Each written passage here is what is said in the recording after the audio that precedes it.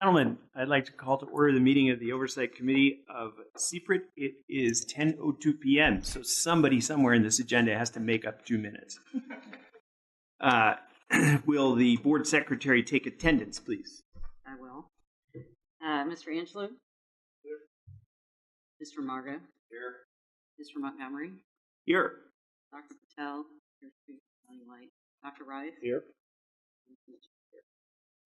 Chair will entertain a motion to give an excused absence to Dr. Rosenfeld. So moved.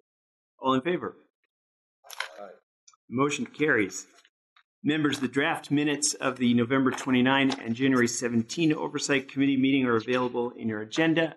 I'm sure that everyone has read them and made any corrections they have. Is there a motion to approve the minutes as circulated? So moved. All in favor? Aye. Motion carries. Our next agenda item is public comment. Public feedback is critically important to CPRIT because CPRIT was created to help Texans. Opening our meetings with public comment underscores this board's commitment to transparency and accountability. It's my understanding we have two members of the public for public comment. Cam Scott with the American Cancer Society Cancer Action Network has requested the opportunity to address the Oversight Committee, and Mr. Robert Sarton is also here. Gentlemen, we're very glad to have you. Mr. Scott, if you would take over, I would just ask that you keep your remarks as concise as you can, since we do have a lot to cover today. Thank you. Oh, I'm sorry. Yeah, I just want to alert the members that we do have a letter from Mr. Scott as well. Yes, hopefully you all have a copy of this. And Mr. Chair, committee members, thank you for allowing me the opportunity to speak today. I am Cam Scott with the American Cancer Society Cancer Action Network, and our organization is also a part of a broader coalition of organizations across the state that we call the Texas Cancer Partnership. And I'm here representing not just my organization, but the other members of that organization's steering committee, as indicated on the letter here, which also includes the American Lung Association, Susan G. Komen, the Leukemia and Lymphoma Society, Livestrong, and the Texas Healthcare and Bioscience Institute. The reason I'm here today is, as you know, we are approaching the end of the voter-approved bond funding for CPRIT in the next session, in the next budget cycle. And we're very concerned about the precipitous drop that we're facing there. Pretty much any of the scenarios that you look at, considering for that, it's going to be a steep drop. My organization is particularly concerned about the impact on the prevention and early detection side of that, because people across the state are being served right now, lives are being saved right now, and that funding will quickly dry up if we don't find a way to renew the commitment of funding to CPRIT from the legislature. Based on the years of experience that I've had here, as well as conversations I've had recently with staff here at the Capitol, there really isn't much of a way to have a debate about funding unless the agency requests funding in their legislative appropriations request. And so what we're asking you to do is to give us the opportunity to have that debate next session. We don't want to wait until we get to the bottom of the funding cliff and then have the discussion when there's no more funding left and CPRIT's just operating on fumes. We don't think that the sunset review period is the time to have the debate. And we've even, in conversations with legislative staff, been told that ultimately this is going to be the legislature's decision. The Sunset Review Commission will make some recommendations on perhaps how to improve the work of CPRIT. But in terms of actually continuing it and providing the funding for it, that is a legislative decision. And it's in this session coming up where we'll be facing that budget with a huge cliff. And that's the time we believe that we need to address this and have a debate. If you and your staff can find another way to open the door for this debate so that we can have a real shot at securing additional funding, we're open to whatever that may be. But at this point, our understanding is that the only way to really have that opportunity is for CPRIT in its legislative appropriations request to include an exceptional item that would ask for the additional funding over what is remaining in the voter-approved bond funding. So we realize it's going to be tough. Even with that request in there, it's going to be a very tough debate. And we, the advocacy organizations, are prepared to do everything we can to bring this debate, make it statewide, and have this discussion about whether the work that CPRIT's doing is something that's important to them and that's something that should continue. In my opinion, CPRIT is doing incredible work, and as you may know, the American Cancer Society does not receive any funding from CPRIT. We see CPRIT as a vital partner in this work, and it would be a real tragedy, a real loss for it to go away. We don't want to see CPRIT close its doors. So we're going to be doing what we can to keep this work going. We think that we know that Texans, based on our polling, want to see this work continue. So we're going to do what we can to rally the people of Texas to support continuation of CPRIT.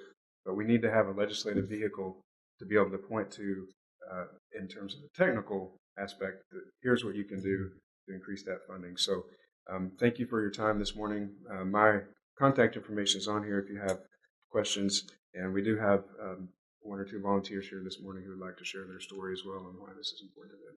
Thank you very much, Mr. Scott. Thank you. Any questions for Mr. Scott? Sorry, I forgot to make one announcement, and that is, could everyone please put away their cell phones? Thank you. Turn them off and put them away. Thanks very much for that. Mr. Sarton.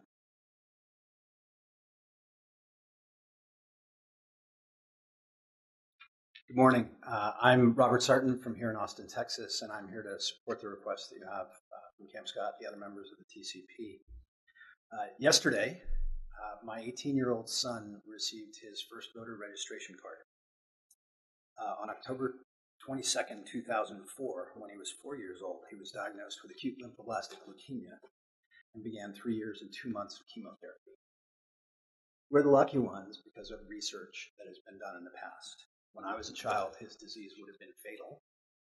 At the time he was diagnosed, 5-year event-free survival was 85%, and it's now estimated at somewhat above 90%.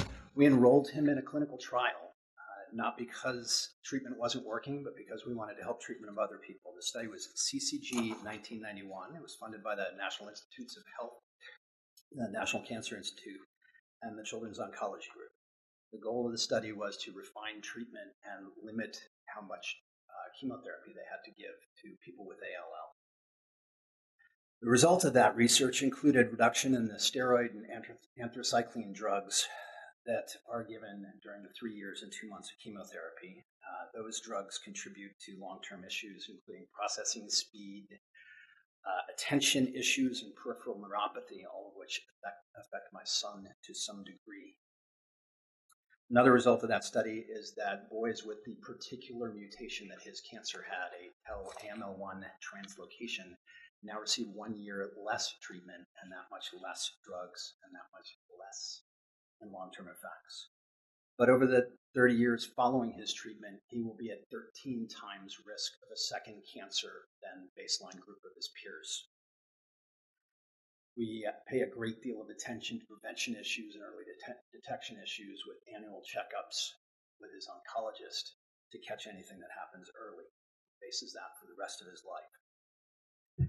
Spencer and I were guests of our state representative at the State of the State address when Governor Perry proposed what became CPRIT.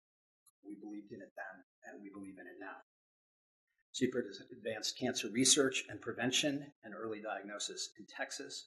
Brought high-profile cancer researchers here into the state. Continued funding will help Texas, will help Texans with preventative care, improving treatment when cancer does occur. I encourage you to take whatever action you need in order to continue funding for CPRIT without interruption. Thank you. Thank you, Mr. Sarton. That's a wonderful, wonderful vignette. Thank you. Any questions for Mr. Sarton? Thank you very much. I believe we have one more person who's registered for public comment, Jason Chilton. Mr. Chilton, I think you weren't here, but I asked all the public comments to keep their comments as concise as possible because we do have a full agenda today. Welcome. Of course, yeah, thank you, ladies and gentlemen of the committee. Very appreciate the opportunity to speak to you this morning.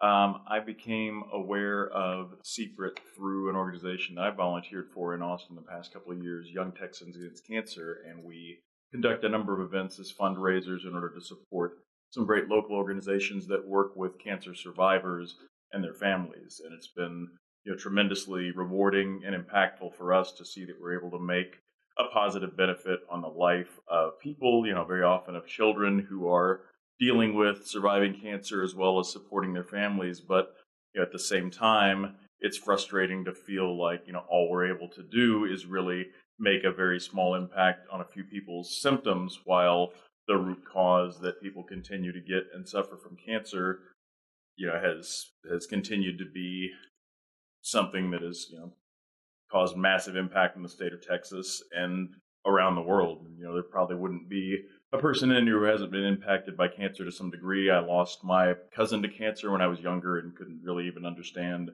what was happening or why he was gone. And, I've seen so many people impacted by, the loss of loved ones, the trauma of having to see them go through what they have to go through. And I guess it's my belief that, one of the greatest functions of government is to protect the lives of its citizens, and cancer takes the lives of more citizens than, most of the tragedies that we see in the news every day. And so if government can provide the funding to a great and impactful organization that can help us to move towards a cure, that is a tremendous thing. And also if government is able to increase the economic welfare and prosperity of its citizens, that is a great thing too. And the life sciences impact and things that have been built and continue to be built in this state through CPRIT are, of great benefit to the state and its economic prosperity, as well as working towards a tremendous cause. So because of that, I feel like it is a tremendous thing for the state legislature to do, to be able to continue this funding as it is and continue this organization to do its great work. Thank you. We very much appreciate it. Thank you for all those compliments, and thank you for your hard work and the work of the other people in your volunteer organization. Any questions for Mr. Chilton? Thank you very much. Could we note for the record that Dr. Patel, is now here, which we are very excited about. We have invited Dr. Gary Latham, a CPRIT grantee, to provide a presentation to the Oversight Committee, and Mr. Lang will introduce Dr. Latham. Mr. Lang. Thank you. Thank you, Mr. Montgomery. It's my pleasure to introduce Dr. Gary Latham. He's the Senior Vice President of Assuragen. Assuragen is allergies. Yeah, I need it. Assuragen is a molecular diagnostics company. They're located right here in Austin. They manufacture diagnostic tests for a wide variety of indications, including both genetic testing and obviously oncology. Molecular diagnostics play a critical role in the assessment of cancer. They help define which type of cancer, whether or not a patient has cancer, which type of cancer they have, which subset, and help the doctors in selecting the optimal therapy or therapeutic treatment for that patient. Assuragen is a CPRIT awardee. They're one of our early awardees, and Dr. Latham was a PI on their application. He has a PhD in biochemistry from Vanderbilt, where my daughter also went, I'll note, and a PhD. And oh, that's right. Sorry, Dee. My apologies. Go Commodores. And he also has a PhD, he did his postdoc at University of Oregon. Dr. Latham has 41 publications, 25 U.S. patents issued and pending, and he's the recipient of over 10 research awards. So it's my pleasure to introduce Dr. Gary Latham. Dr. Latham, welcome. Thank you very much. Appreciate the introduction, Mike, and thanks to CPRIT and to the Oversight Committee for the opportunity to come and speak today. This is timely. It's a great opportunity to take a look back from when we initially submitted our product development proposal in August of 2011 to reflect through the funding period, which went through the mid part of 2016, to how that program has advanced over the past couple of years, thanks to the spark that CPRIT provided for us. So I really want to address 3 questions today. First of all, what did we aim to do with our product development proposal? What did we actually achieve? And then finally, why does it matter, particularly as it pertains to CPRIT's funding mission? So the grant was awarded to Assuragen, and Assuragen, like this grant, is focused on personalized medicine. And of course, when we say personalized medicine, what we're talking about is customizing therapies for each individual patient. And as Mike alluded to, that can't happen unless we have the right diagnostics to guide patient management. And so our goal at Assuragen is to move precision diagnostics ahead in a way that can accelerate personalized medicine. And although precision diagnostics has a wide girth, it covers a range of different topics, and Assuragen's business is similarly broad, from reproductive health all the way to diseases of aging and neurodegenerative disorders. We have a special emphasis in oncology and cancer. We have an FDA-approved test that's used for monitoring for RNA translocations in leukemia, and we have products that are dedicated to dissecting the molecular fingerprints of solid tumors, which is the subject of our CPRIT-funded proposal. So how do we do this? How do we actually deliver on the promise of precision diagnostics in a way that helps personalized medicine? Well, in several ways. First of all, we invent sophisticated chemistries and approaches that can allow us to innovate, to be able to extract the right information from DNA and from RNA.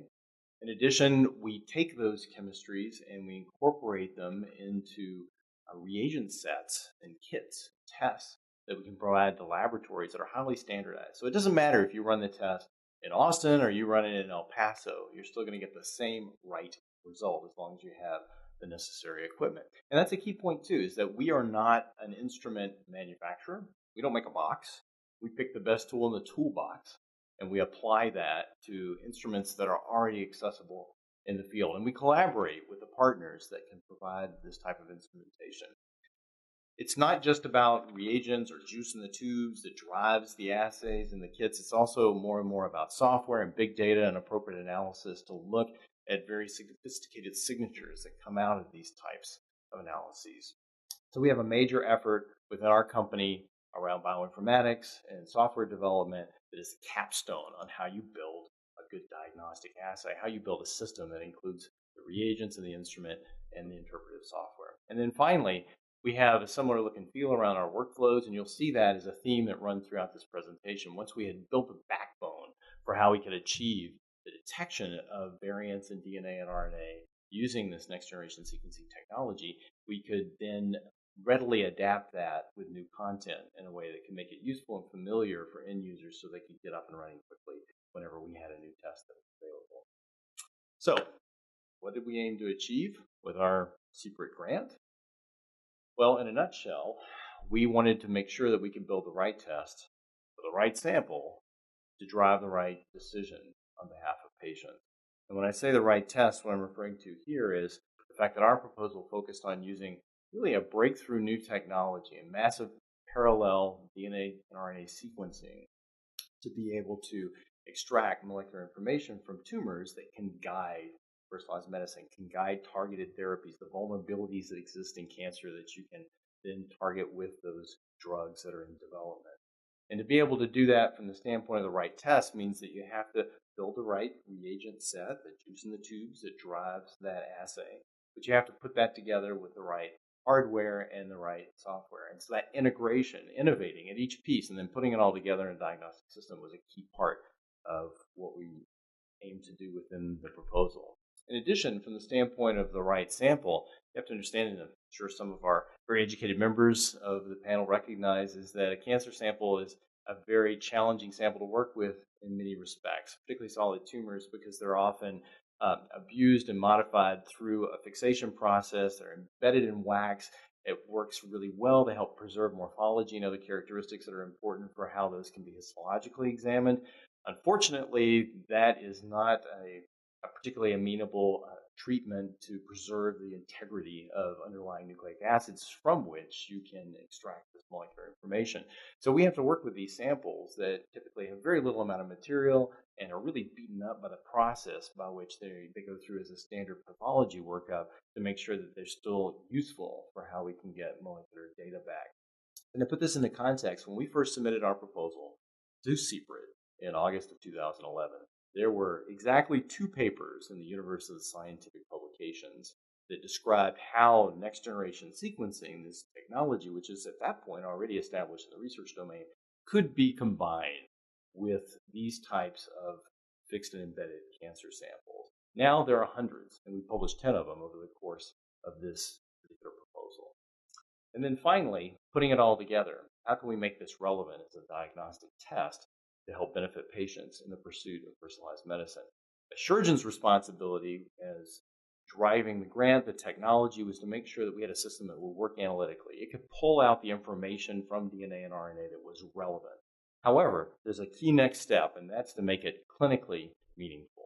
And for that part of the work, it was absolutely indispensable that we had a partnership with our collaborators at MD Anderson, who gave us insight and provided clinically relevant samples with deep annotation, and then allowed us to integrate that understanding and those materials with our processes to show that in the context of one of their clinical trials, an adaptive medicine trial known as Battle 2, that this technology could generate the right results in terms of how it could have the appropriate clinical evidence. So, what did we actually achieve? So I'd like to walk you quickly through just the arc of the grant and what has happened since then in terms of major milestones.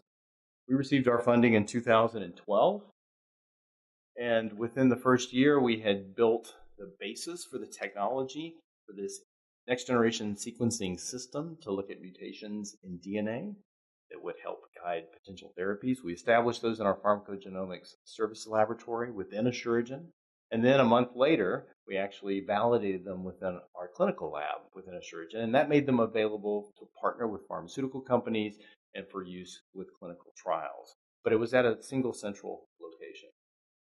Now, in March of 2014, we went back to CPRIT and we asked for the opportunity to be able to expand the scope of our grant without expanding the budget to accommodate the fact that this is a fast-moving field.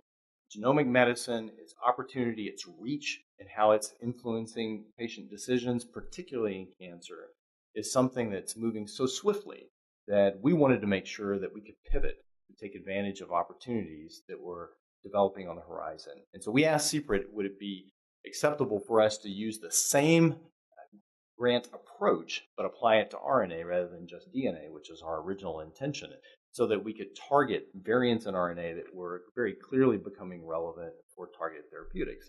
CPRIT had the foresight to say yes, we moved forward, and as a consequence, very shortly thereafter, because we could use the same base technology, but now bolt on additional chemistry that will allow us to look at RNA as opposed to just DNA, we developed a product that we put into our clinical lab and validated. So now we had both DNA and RNA sequencing within our clinical lab. So then we took the next step forward towards realizing products by taking that central lab approach where we had the technology developed and we had validated it to being able to put it into a kit, a test that we could provide to any laboratory to run. And our first foray in that effort was a quality control kit that helped establish the goodness of inputs into NGS procedures to make sure that you would get the right results to avoid what was becoming problematic in the field at the time, which was garbage in, garbage out, because of the challenge of these types of samples. So this was our first kit on the market. We were also innovating by filing our first patent in this space, which rather than use the groupthink of treating every sample the same way in the analytical process, which was the status quo, instead to take a cue from personalized medicine, treat every sample differently because you understand the analytical characteristics of that sample and use that to inform the bioinformatics downstream to be able to generate more reliable results. And so we filed on that. That's currently going through the PCT phase and is very active. And then a series of product-related milestones. We then launched our first panel that looked at a series of different genes, a pan-cancer kit that put the whole system together. It wasn't really one product. It was really 6 products because there are a number of different components to this that have to come together and integrate from the wetware to the hardware to the software to make it work. We also had a pickup with our QC kit that had come out earlier from one of the largest national reference labs in the country that started to run that routinely. And we began work on developing a kit around RNA-based sequencing and had initial evaluation. And then the last sort of major milestone within the formal funding period was we had a readout from our collaboration with MD Anderson to look at the samples from their Battle 2 clinical trial and demonstrate high concordance with our methods with other independent methods, but in our case, being able to use a fleet-of-foot kit with a fraction of the cost and a fraction of the time to generate those results. So what's happened since then is that we've now taken that RNA lung cancer kit, we've put it into the market, gotten a lot of great feedback from that, and we're working on the next generation of our pan-cancer kit, which should come out in the next few months, which would be both a research use only kit, but also a CE-IVD. And so we continue to move forward on those fronts. So why does it matter? So NGS and personalized medicine, using genomics era technologies to help advance patient care in cancer is something that's been moving very quickly. And it matters because we have paced our process and our project success alongside what has been happening in the greater field. So for example, in 2013, the FDA approved the first next generation sequencing instrument for use in the clinic. This was for genetic testing, not for cancer testing per se, but it was an important step in the right direction. Then another instrument followed suit.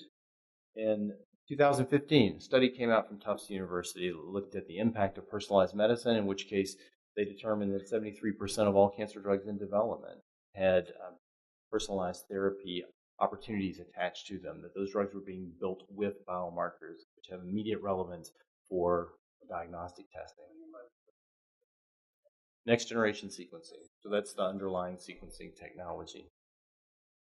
So we're seeing more and more of these evidence of not just what's on market, which is kind of the old school of thinking, but increasingly the pipeline, which has 800 to 900 drugs in development that are largely being developed with biomarkers in tow and have companion diagnostic opportunities attached to them. In light of that, we were thinking about how this approach that CPRIT had funded could be useful for companion diagnostics to work with drug companies to accelerate their drug development. And because we had this kit that we had put in the market and it was working well, we had a proof that the technology could survive in a decentralized setting and how it could be run by many different laboratories. It attracted the attention of a major biopharma partner. They reached out to us. They wanted to form a relationship whereby we would develop a technology, that same technology, against a different target that would help stratify patients for a drug that they were developing. And as a result, we entered into an agreement with them. We also had a collaboration agreement with Illumina, which is the largest single provider of next generation sequencing instruments and has about 70 to 80% of the market share currently, so that we could get access to the platform to develop the technology with a partner, and that program continues today. And then in 2016, quite a bit of activity around the FDA, professional organizations to issue guideline statements. This has now moved from the research arena firmly into the clinic. This was a technology that had not found its footing for clinical applications when we began, but found it during the course of our work, and as a consequence now has become much more established with clear guidelines for how labs can bring up these technologies and run them. And then I think what is a useful kind of look back now, at least at the end of 2017, is what happened in terms of the space for anti-cancer drug development. Again, with many of these drugs being developed with biomarkers, with companion diagnostic applications, 91 anti-cancer drugs from that period from August 2011 to the end of 2017. So science is a strong foundation for how we can enable cutting-edge tests, which then can make a difference for patients. I know that one of CPRIT's primary missions is to enhance innovation and drive research capabilities within the state of Texas. And we absolutely agree with that as a keystone of benefit of top-notch science that can bleed out into many, many different practical applications. For us, it was publishing with our pharma partners, with our partners at MD Anderson and others. This is one example of a publication that came out in the Journal of Molecular Diagnostics in 2013. It was one of the top 20 cited papers in that journal over the past several years. And altogether, across all the publications we had during this program, we've garnered 400 citations, which just is a statement to how others have referenced the work and learned from it. I just want to quickly put a spotlight on two of the next generation sequencing panels that we developed. The first one, the pan-cancer kit, which we have now evolved to a second generation that we refer to as HS21, which is Hotspot 21. It targets 21 different cancer genes where aberrations are associated with cancer and potentially clinically actionable. And across the spectrum of these genes are 1,600 different variants that this single test can pick up and report. and find the needle in the haystack that can be informative for a patient. And to put this into context of what it means for Texans and what it means for Texas cancer patients, if you look at the content in these panels and you ask what fraction of cancers actually have at least one of these clinically actionable changes in it, and it depends on the cancer, it ranges from 20 to 80%. But in terms of the number of Texans who have cancer that might be represented with one or more of these mutations, in lung cancer, that's more than 5,000 Texans that would be covered by mutations within this particular panel. Within colorectal cancer, it's more than 5,000 Texans. Within breast cancer, more than 3,000. So more than 10,000 altogether as a consequence of this single test. And that carries over for this, but also an additional panel that we've developed that came out just a few months after we concluded our CPRIT funding. This was targeting RNA, uses the same workflow and approach, so we were able to gain a lot of efficiency in how we could approach the development of this kit. This looks at RNA changes that are relevant in lung cancer specifically, which are now the targets of a number of drugs that are in development. More than 1,000 patients in Texas would be expected to represent at least one of these changes in lung cancer each year. And we can also put this together. We can look at DNA and we can look at RNA and we can generate tremendous amounts of useful data with a relatively small footprint technology that can be run quickly within laboratories. This is the type of readout. It's a waterfall plot, and it just looks at the different types of mutations based on the genes that are given on the equivalent of the y-axis here against different samples. There are 224 here on the x-axis at the bottom. These are samples provided by MD Anderson. They were characterized clinically, but we provided the analytical information to look at these mutations. This is the type of information that's a readout from the Cancer Genome Atlas Project, TCGA project funded by the NIH, which has been a major initiative to understand cancer and its molecular origins. It's also been a very expensive effort. It uses some very high-powered technologies that are not particularly accessible to labs and can take a long time to run and interpret, and we can generate this data in a week. So it's the content that matters for the sample that matters with a test that matters. So let me just wrap up by saying the foundation here is science. Science then drives the practical application. In terms of what we've achieved on the scientific front, patents, peer-reviewed publications, we attended 13 different conferences over the funding period and gave a number of different podium presentations, 21 posters. And the outcome of that that's more practical is what it means for products and ultimately how those can be used in a translational capacity to help patients. So PMA test in development, that's the highest level class 3 IVD test that we currently have in development with our biopharma partner that I alluded to through collaboration with Illumina. We had 2 NGS products that launched and then 2 more that have followed, so 4, and the program continues to grow from there. We have 4 validated clinical tests within Assuragen's laboratories and then 10 products that were developed with our services lab. And what's important about this and what's different for diagnostics as opposed to therapeutics is the fact that we started generating products within the first year of funding. We started paying royalties to CPRIT within the first year of funding. We've paid royalties every single year since the first year back to CPRIT. And we achieved almost all of our milestones. The only one of the 20 that we didn't, we achieved about 4 months after the grant concluded. So I think this is a benefit for diagnostics relative to therapeutics. There's an important place for both. My point isn't one or the other, it is both. The fact that I think one of the reasons that we can accelerate personalized medicine is that it is a partnership between diagnostics companies and therapeutic companies. And the earlier that they work together and the more that they understand and respect and build project plans around their specific expertise, then the more that can be accomplished as a result of that. So I want to give you one vignette that will summarize what this has mean in a very tangible economic way for Assuragen. If we didn't have the funding from CPRIT, we would not have been able to either start this program or start it as quickly or do it as well. At any rate, it was a huge impetus to be able to develop the technology that we developed. Because we had the technology, we could develop products.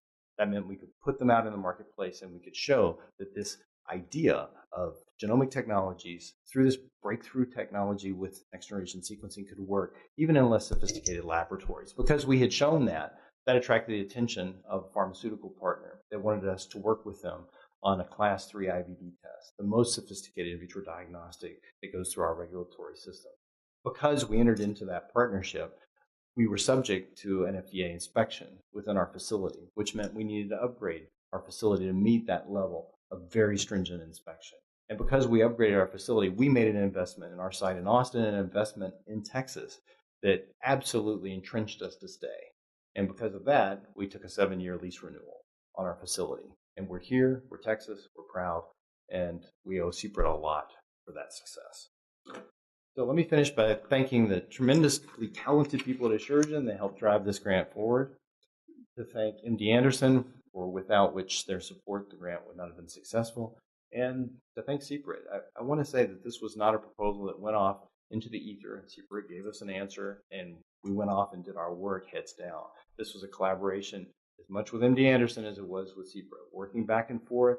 CPRIT came out and visited us on several occasions at our site. We gave them updates. We talked with staff on an ongoing basis. They listened to us when we made requests about how we could expand our scope to make the outputs of this grant more useful. And ultimately, it was a win-win proposition for everybody. So thank you. Dr. Latham, thank you very much. I just have one question. When you started your presentation, you said the more educated members of the panel might understand this. That's not a comment on the rest of us, is it? Just checking. Sorry, thank you. Yeah, right.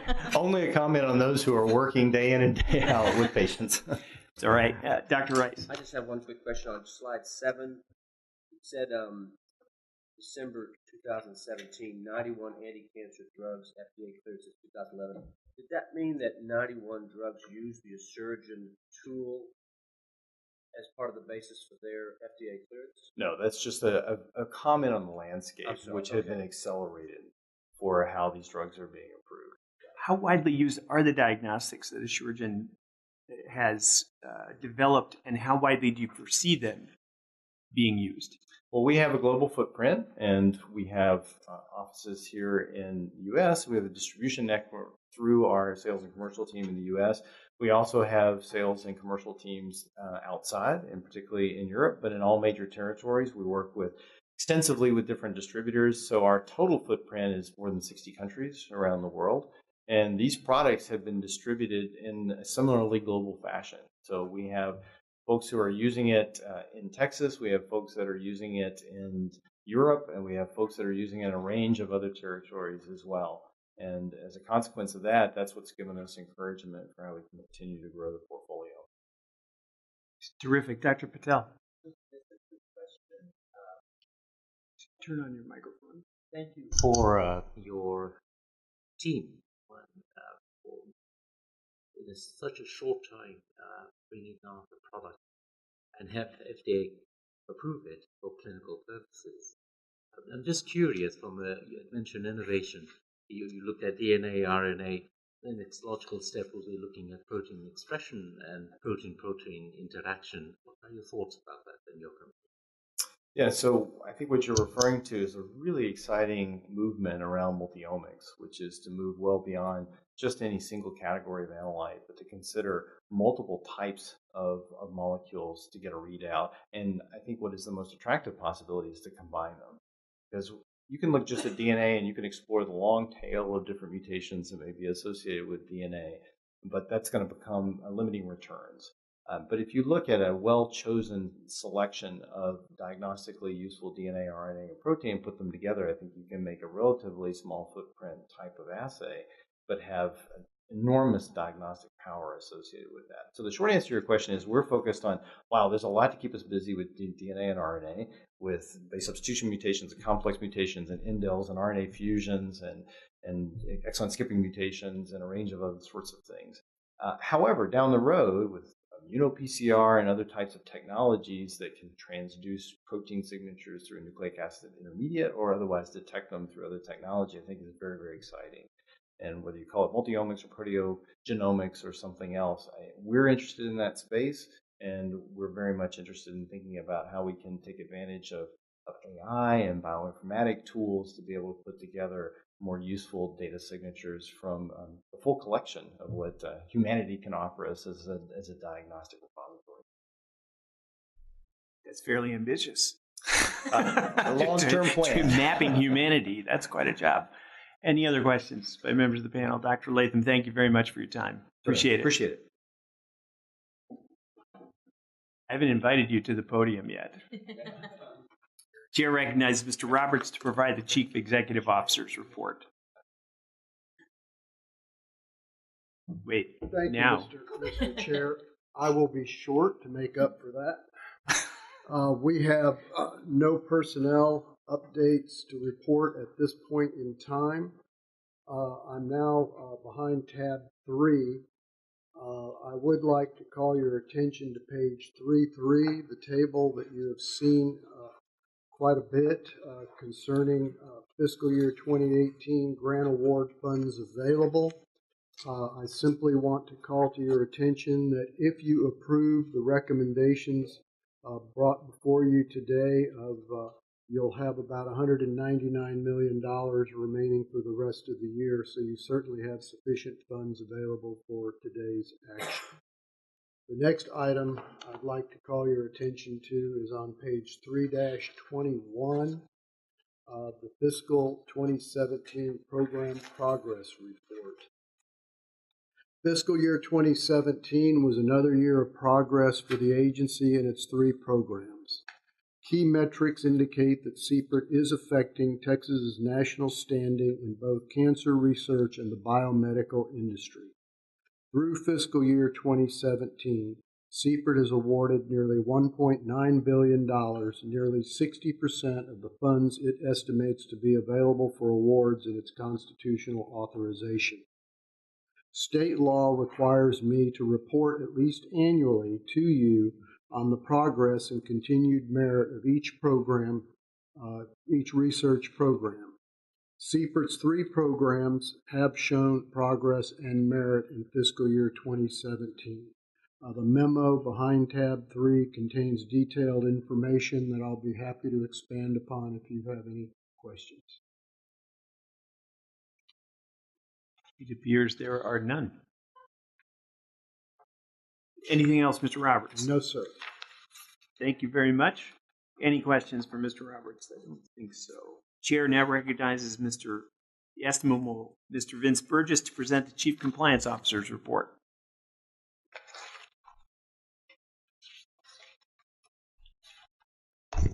Thank you, Mr. Montgomery. You'll find my report behind tab 4.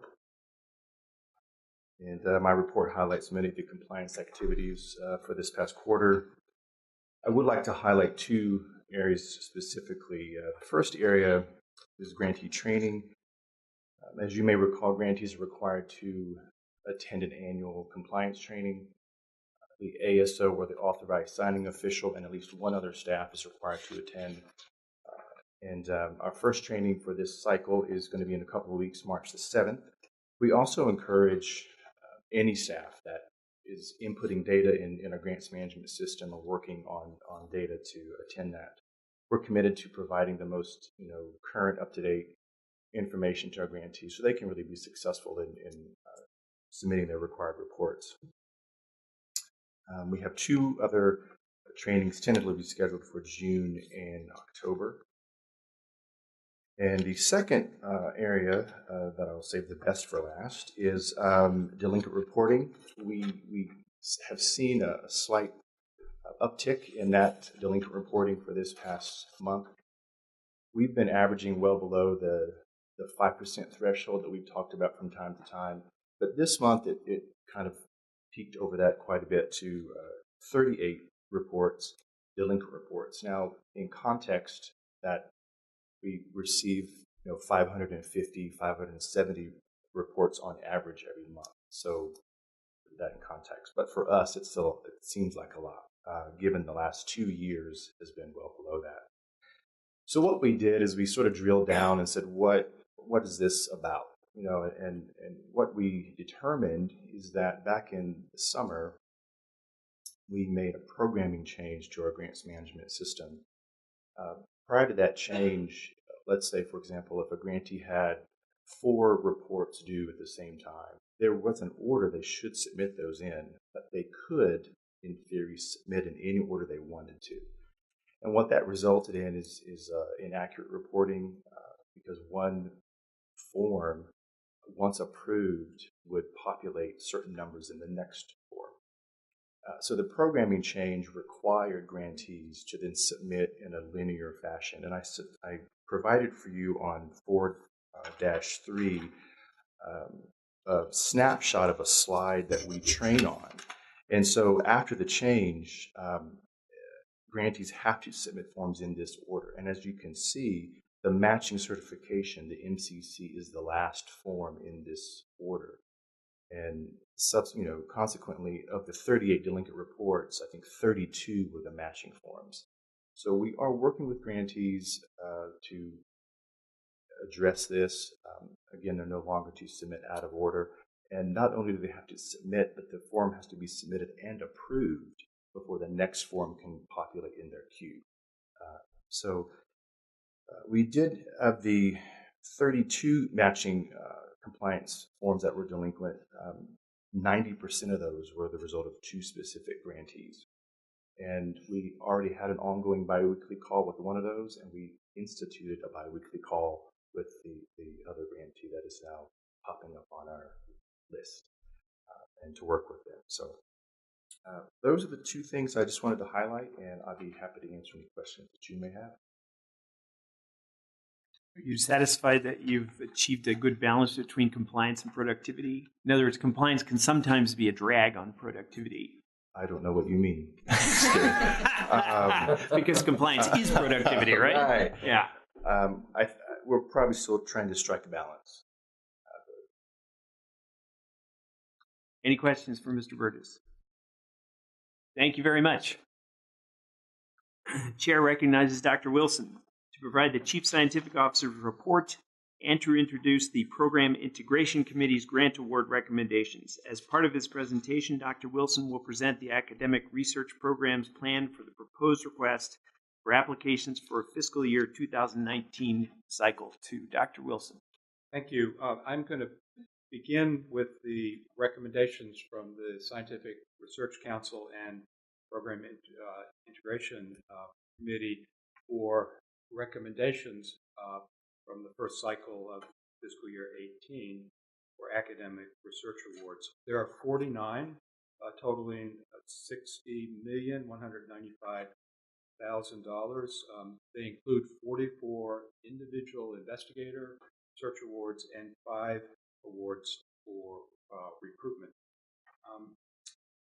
If I may, I'm going to overview this presentation and invite you to query me if you have questions about some of the specific grants, but I want to just highlight a number of factors regarding the Individual Investigator Research Award. They were selected from 521 applications in response to 5 RFAs.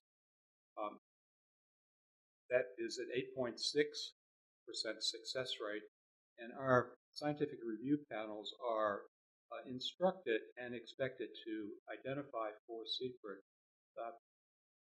applications with the highest merit and impact on cancer. And I think that this success rate reflects the fact that they are actually not only doing their job, but providing us with the very best that Texas has to offer.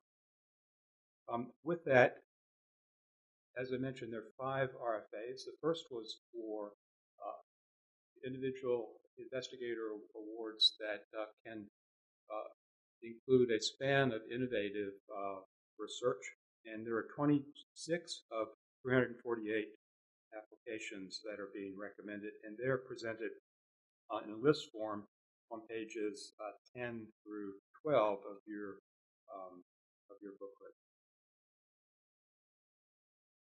The next set of awards are in response to an RFA for individual investigator research awards for cancer in children. You will recall that this is a specific RFA addressing a CPRIT priority. These begin on page 13, and there are 9 of 37 applications that are recommended for award. Dr. Wilson, you mentioned the page numbers. Could you also give us the tab number? So that It's in the award. Oh, a separate book. Sorry. Thank you. Sorry. So we're speaking from the grant recommendation book, and we're now on page 13. and we're addressing individual investigator research awards for cancer in children. I want to point out that 9 of 37 represents over 20% success rate for this particular RFA, and I think it's an indication of the quality of cancer research in Texas that's addressing pediatric cancers. And reflecting on an earlier presentation that you heard this morning about the importance of understanding and being able to tailor therapy for childhood cancer, I want to point out on page 14, RP 180166. It's a second award notice down, molecular mechanisms of anthracycline response, a drug that's used, as you heard, in management of leukemia in children and has long-term side effects for the very fortunate large number of survivors. This particular award to Dr. Hildebrand at MD Anderson strives to identify additional molecular markers that would help guide clinicians both in tailoring the therapy for these children, but also to identify those individuals that require less treatment and potentially avoid some of the toxicities that are associated. I'm continuing on page 14 to the Individual Investigator Research Award for Computational Biology. One of 43 applications in response to this RFA emerged as being recommended for support. It is to Dr. Chen at the MD Anderson Cancer Center, and it is addressing the use of computational methods to develop new algorithms that take the cancer genome databases that have been generated and that you heard about from Dr. Latham and identify the new set of molecular markers that a surgeon and others would then take on in the future. And the uniqueness of this is actually using a computational approach to query those large data sets. This past year, we introduced a new RFA that focuses on inviting individual investigator research awards for clinical translation. And the motivation here was to increase the portfolio that CPRIT oversees in taking discovery to directly impact on patients. And so we were looking for applications that address specific clinical trials in patients as well as using patient-directed material for identifying predictive markers. And briefly want to tell you about 3 of these that are the first 3, beginning on page 15. At the bottom of the page, RP 180381, to Dr. Shivanato at University of Texas at Austin. This particular award is using mass spectroscopy, and you may have recalled that you've heard earlier about the surgical pen that this group has developed to actually use with immediate feedback, identifying the proteins associated with cancers with the hypothesis that those protein signatures would be predictive markers. And it's being utilized in a number of areas, including, in this case, asking the question of whether they can improve on surgery in patients with ovarian cancer. What's exciting about this award, in addition, is that it's based on previous CPRIT awards, an ETRA that was instrumental in building the initial instrument, and a high-impact, high-risk award that was this substrate, if you will, of proving the principle that's now going into this particular larger award. Next is a trial award to Dr. Twerdy at the University of Texas MD Anderson, and again, a clinical study that's looking at a new drug that Dr. Twerdy has developed to target a particular pathway in hepatocellular cancer that he found to be important. And so this particular award will support clinical trials in patients with hepatocellular cancer to test the efficacy of this new drug. In addition to that being important, of course, what's interesting is to trace the secret history here. Dr. Twerdy early on had a Individual Investigator Research Award that actually discovered that STAT3 was an important marker of vulnerability in hepatocellular cancer, that molecule, and then subsequently had an ETRA award from CPRIT to develop this drug, C188-9. And now we'll have CPRIT support to continue this journey to test the clinical safety and efficacy of this drug. And then the final example in this group is on page 16 at the top of the page to Dr. Azaha at Southwestern. What's interesting here is that this clinical trial will test a new imaging tracer called C13 pyruvate, and in using MR technology, will investigate individuals who are being treated for breast cancer with a cardiotoxic drug called anthracycline or daunorubicin. That drug is very effective against breast cancer, but has, as we mentioned in children as well, a long-term potential impact on heart. And what this particular clinical trial will do is to test the hypothesis that the C13 pyruvate will provide a signal of early damage to the heart to allow clinicians to stop the drug before side effects would be potentially developing. An important application of a novel technology developed at UT Southwestern. It's actually unique across the country and being applied to a very important problem in cancer research and treatment. So I'm going to move on to the next RFA set, which is for prevention and early detection. 3 of 39 applications are being recommended. All 3 of these address novel indicators of early detection. And Mr. Montgomery, I will pause here, but the next group will be our Recruitment Awards. So I don't know when you want to consider them all at the same time. I think so. I think, if you don't mind, any questions so far? Dr. Rice. I'll just ask one. On the, I was kind of keeping score on the numerator-denominator success rate. You said it was 8.6, I think it was overall. And I just, was wondering about the computational. Again, I'm always interested in the computational, as we know, and it's got the worst, I think, 1 out of 43. And so we've worried it before, and I've actually heard, investigators say that the odds are so low, they sort of maybe don't want to bother. I'm not sure that somebody would say that in public, but that's what I kind of heard from somebody. And are we concerned about that, or what do we think about the success ratio of the computational? Or I just worry that that's not an encouraging signal. Right. A couple of comments. The first is that I described Dr. Chen's application, which is, I think, embodies exactly what CPRIT's looking for, a synergy between using computational methods addressing an important problem in cancer.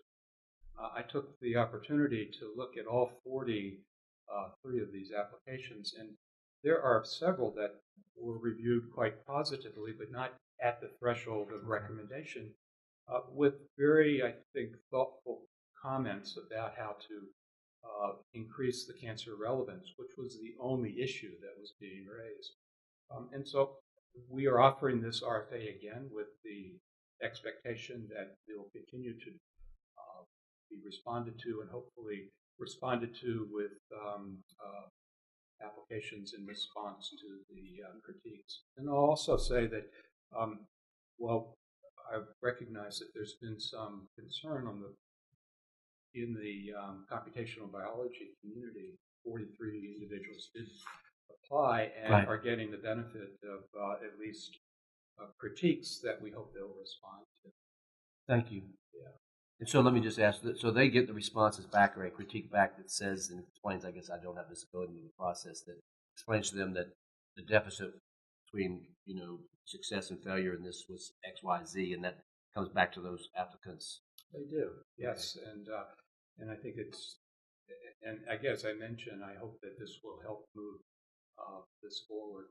As all of you also recognize, there are other instruments that CPRIT has invested in that is building computational biology capacity in Texas, and that I think you all are quite proud of in terms of both the core facility and scholars that have been recruited in with that capability. So we're seeing the computational biology capacity in Texas grow quite considerably. Thank you. To that point, I'm going to now take you to page 17 of the grant recommendations booklet and discuss recruitment awards. The first are 2 recruitment awards for Rising Stars. Recall that the Rising Stars are individuals who have established their research programs and are predicted to become the eminent scholars into the future. The first on page 18 is to UT Southwestern for the recruitment of Dr. Hoshada. Dr. Hoshada is currently at Mount Sinai School of Medicine and works in the area of hepatocellular cancer with specific interest in the genetic and molecular determinants that pose high risk for this disease. A great fit for Texas, obviously. The second Rising Star Award recommendation is to University of Texas Health Science Center at Houston, Dr. Jan. Dr. Jan is a computational biologist that's currently at UC San Diego and would be joining the School of Biomedical Informatics at UT Health with, as I mentioned, expertise in cancer informatics, particularly as it uses these large data sets to actually define phenotypes for both diagnostic as well as predictive measures. On page 19 are 3 recommendations for recruitment of first-time tenure-track faculty.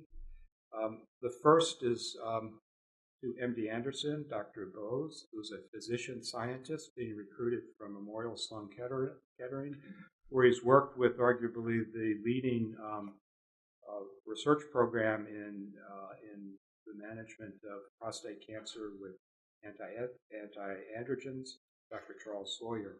And as I mentioned, he'll be joining the MD Anderson Cancer Center. Next page lists the next 2 first-time tenure-track scholar recommendations. The first, at the top of the page, is to Southwestern, Dr. Zong.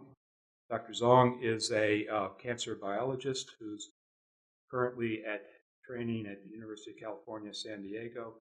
His area of interest is inflammation and is particularly interested in understanding how inflammation leads to hepatocellular cancer. And as we've discussed before, this is particularly important in the era of fatty livers, which the fatty liver causes inflammation and then sets up the pathway to cancer. And then finally, Dr. Jiang, being recruited again to Southwestern, is a radiation oncologist trainee at MD Anderson. Unique in that not only is he completing his training in radiation therapy, but also brings to that a background of engineering, success as a PhD, and trained at Stanford, and has been planning now to combine those 2 disciplines in bringing his engineering expertise in nanomedicine to enhance the immune response to radiation therapy.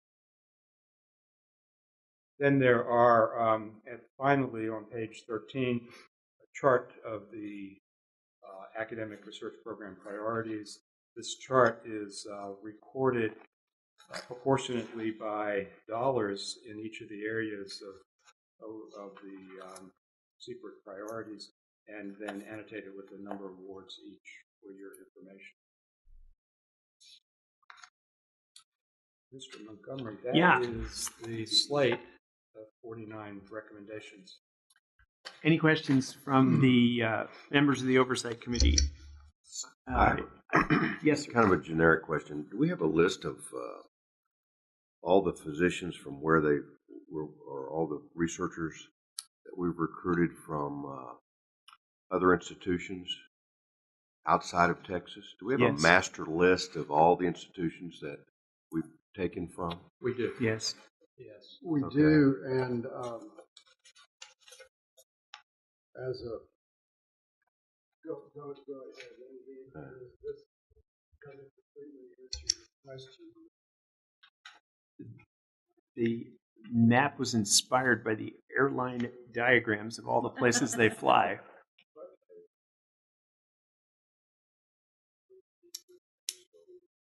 We've got it in a map that shows from all the places. We do have Yeah. that, and it can. It's actually very inspiring. I noticed the last one was from Stanford. We prefer Vanderbilt, but we have to take some. I do have to note that my wife attended Vanderbilt too. She would fuss at me if she watched this meeting and I didn't mention that. Members, Mr. Burgess, turning to the award recommendations, Mr. Burgess, the Chief of Compliance, will provide a compliance certification report for all the proposed awards at this time, including Prevention Award recommendations. Prevention? Yeah. Mr. Burgess has certified that the proposed Academic Research and Prevention Grants Award have complied. Go right ahead. Sorry. Let me do that first, and then Yeah, you can sorry, say I that missed part. you. You all switched places. Thank you. Page 99 of your proposed grant award booklet, you'll find my compliance certification memo is dated February the 7th, and this certification was made available to you in the portal. As part of the compliance certification, we review quite a bit of documentation, and for each peer review panel and review council meeting, compliance pedigrees, as you are aware, are vital, a central part of our compliance process, documenting each step for each application. We also review third-party observer reports, conflict of interest, sign-out sheets, post-review statements, attendance sheets, lots of moving parts that many eyes are on. And so this is a critical part of CPRIT's process and to maintain the integrity and transparency of what we do. I also attended the Program Integration Committee meeting on February the 6th as an observer, and I confirmed that that process followed all applicable statute and administrative rules. I do know that at the PIC meeting, Dr. Wilson had one conflict of interest for one application, and he did not vote on that application. So having reviewed the supporting documentation and having conferred with CPRIT staff and CSRA staff, our third-party grants administrator, I'm confident and I'm satisfied that the review process for the 7 academic research mechanisms and the 4 prevention research mechanisms followed all applicable laws and administrative agency rules, and I certify these award mechanisms for your consideration today. Thank you very much. Members, Mr. Angelou has reported a conflict of interest with applications submitted by the University of Texas at Austin. Are there any conflict of interest declarations that the members have not reported? Seeing none, move on. Members, you have the list of the applicants and grant amounts recommended by the PIC for the Academic Research Grant Awards. The PIC's recommendation will be approved if 2/3 of the Oversight Committee members present and able to vote approve the PIC's funding recommendations. Dr. Wilson presented 7 academic research award slates. Rather than taking a separate vote on the different grant mechanisms constituting 49 grant recommendations, I will ask for a vote to approve all the slates. We will take up the applications with identified conflicts of interest individually. If a member wants to consider any other award recommendation individually, please make a motion to do so now. Seeing none, we will take up the University of Texas at Austin applications first. I will entertain a motion to approve the PIC's recommendation for the University of Texas at Austin grant applications RP 180073, RP 180381, and RP 180590. So moved. Second. All in favor? Let the record reflect that all in favor. However, Mr. Angelo did not vote on that slate. Hearing approval from at least 2/3 of the members present and able to vote, the motion carries. I will entertain a motion to approve the PIC's recommendation for the remaining academic research awards for the following 7 grant award mechanisms.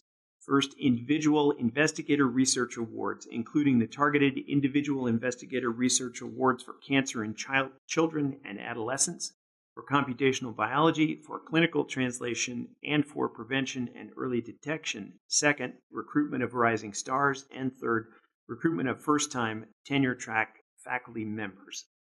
Is there a motion? Second. The motion has been made and seconded. All in favor? Aye.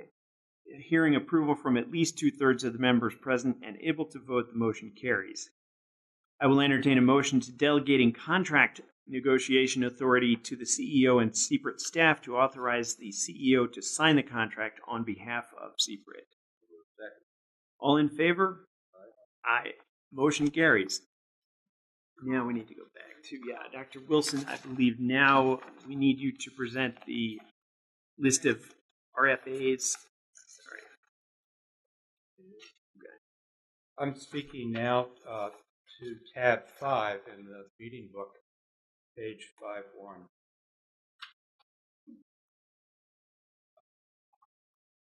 We're recommending that 6 RFA mechanisms for fiscal year 2019 join the RFAs for this year or next year that you approved previously. The 6 include 3 of our recruitment RFAs: recruitment of established investigators, recruitment of rising stars, and recruitment of first-time tenure-track faculty. These are familiar to you and are continuing at the same level of award dollars and time period as before. In addition, we are recommending continuation of the Core Facility Support Award and the High Impact, High Risk Research Awards. I think all of you are familiar with those mechanisms as well. And then we are bringing to you a new RFA for Early Translation Award. This is very similar to the previous RFA of Early Translational Research Award. It's specifically intended to bridge the gap between scientific discovery and commercialization, to essentially provide institutions and PIs that have promising new intellectual property to develop that intellectual property with attention to issues that will make that product or diagnostic test attractive to commercialization.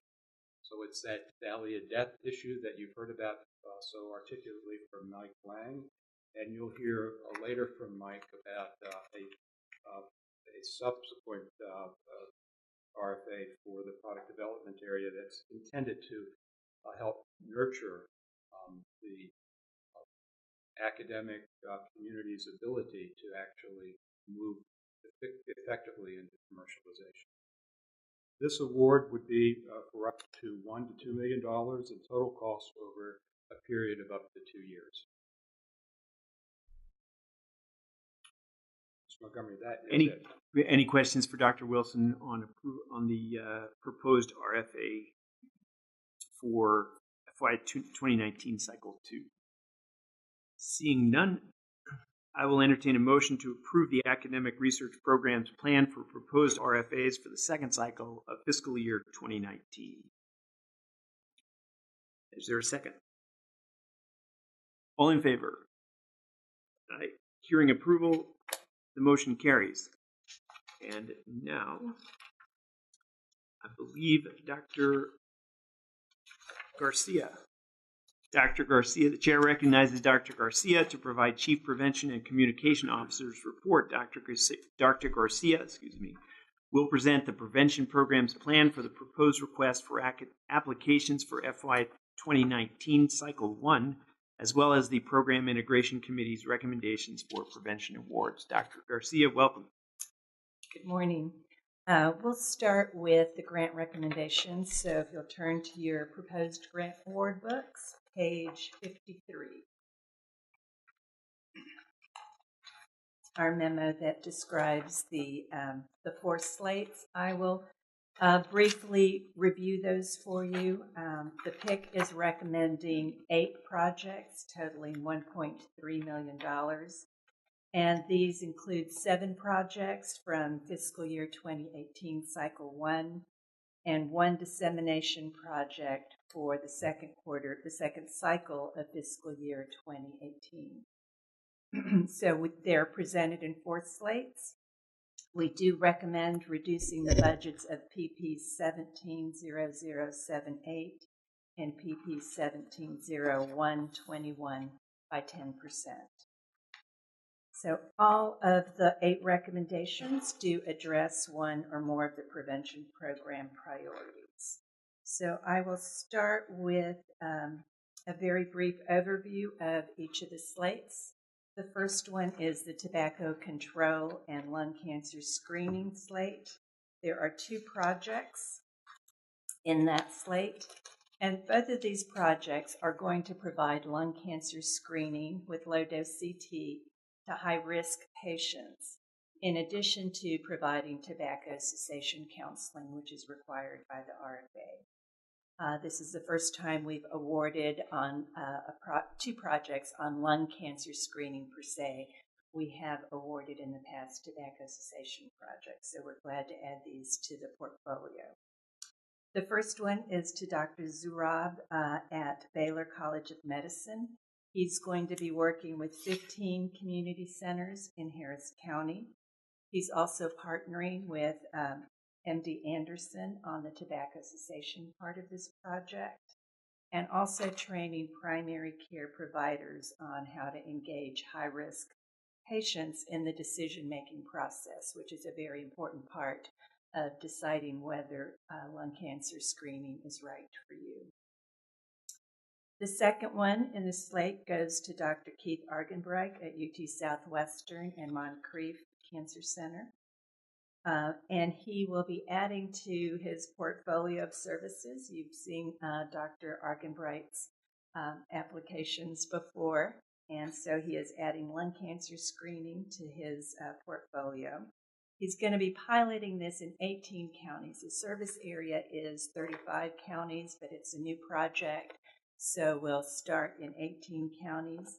He's going to be using the network of providers that he's established through his other grants, and also utilizing his mobile unit.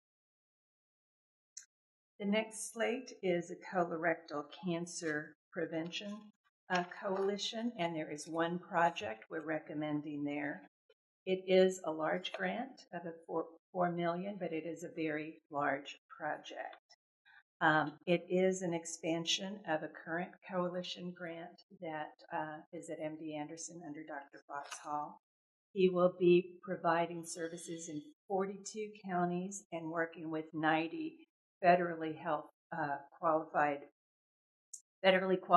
healthcare sites throughout the state. And he was very strategic about picking the counties in Texas, really looked at where we were providing services and where there were gaps. Are those clustered in any particular area of the state, the 43 counties? Yes, they are. They're clustered around MD Anderson, but then he also strategically picked some other sites that are a bit further away. So they're not all contingent counties. Contiguous. Contiguous, yeah. Yes. Thank you.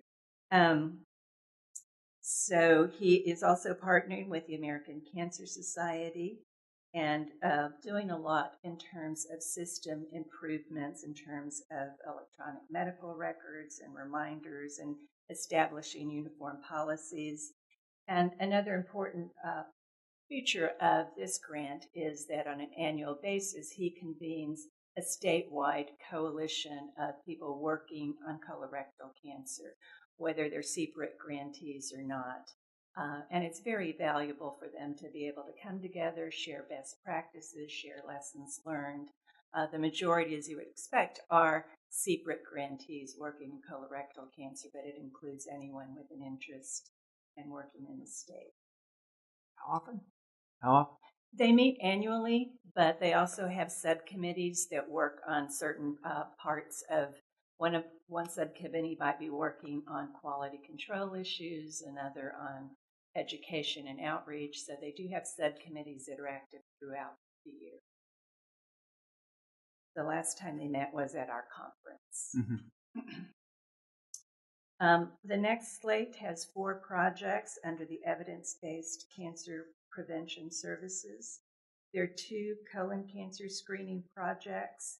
The first one is to Dr. Obakari at Texas Tech in Amarillo, and his project's providing colorectal cancer screening, education via community health workers, and navigation. He's also expanding from a previous grant from 10 to 26 counties in the Texas Panhandle. So when you look at the Texas Panhandle, the 26 counties at the very top of the Panhandle, his grant would cover all of those counties. He's providing fit testing with a referral to GI doctors in their network to perform colonoscopies as needed. The second project in that slate is to Dr. Mcclellan at A&M Health Science Center. And this is also an expansion of a previously funded project. You'll remember Dr. Boland's presentation last OC meeting. This was one of the projects she presented on, so this is an expansion and continuation of that. They will be expanding to 21 counties in the greater Brazos Valley and Coastal Bend area. It is also a comprehensive program with the added feature of training family physician residents in colonoscopies. The next project in this slate is a breast cancer screening project to Dr. Shokar, Texas Tech, El Paso. And it's a comprehensive program providing education, navigation, screening, all tailored to their population. They've taken a lot of lessons that they've learned from their previous grant, and they are expanding to 23 counties in West Texas. They'll be using a mobile unit as well as partnering with some new clinical sites. And then the last project in this slate is a hepatitis B screening project for the prevention of liver cancer to Dr. Jane at UT Southwestern Medical Center.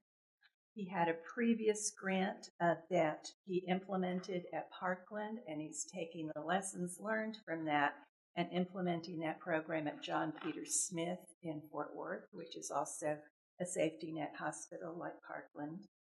He's going to be working with 12 community clinics at John Peter Smith and partnering also with the Moncrief Cancer Institute for use of their mobile unit in 9 counties. So they're going to screen baby boomers for hepatitis C virus, refer those patients that are positive, and navigate them to treatment as needed. So the last slate is a Dissemination Award, and if you'll remember, this one is a bit different in its cycle. We offer that continuously, review it quarterly. So there's one project that we're recommending, and that is to Dr. Keith Argenbright at UT Southwestern Medical Center and Moncrief Center. The award is for a little less than $300,000 over 24 months for the dissemination of a service delivery model for cancer screening and patient navigation that they developed at Moncrief Cancer Institute. And it's made up of 3 core elements: outreach and health promotion, delivery and navigation, and centralized reimbursement. So what they're going to do is provide a step-by-step action guide for implementation. They're going to work with potential adopters who are interested to evaluate the menu of elements and understand which ones are best implemented in their setting and best align with their institution, their resources, their needs, and consider all of these internal and external factors. So they're going to provide education and training for the core program components, and then they're going to help implement it. They're going to start with UT Health Northeast in Tyler and use that as their first pilot, and then expand that to others, first in the UT system. Anyone else who's interested, they will also help implement this model. So those are the 8 projects that we're proposing. And if you will turn to page 80A, it's kind of buried in your book. I just show you a map of what the map would look like with the projects that are currently active and these proposed 8 projects. So that's on page 80A of this same book. 80. Kind of buried in there.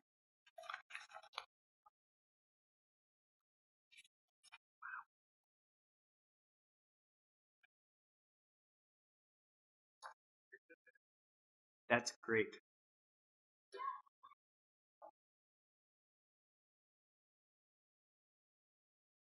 Happy to answer any questions. How many patients? How many people do we serve? Maybe cumulatively. I'm sorry. Had some trouble with that. How many patients do we serve cumulatively? I know we probably talked about this before, but I just don't know if you have that at the top of your head. I do not have that at the top of my head. What I do have at the top of my head is number of services provided, because that's how we reimburse. Now, the number of unique people might be different, so it's over 4.3 million services that have been provided. Historically. Yes, cumulative. Yeah. Yes.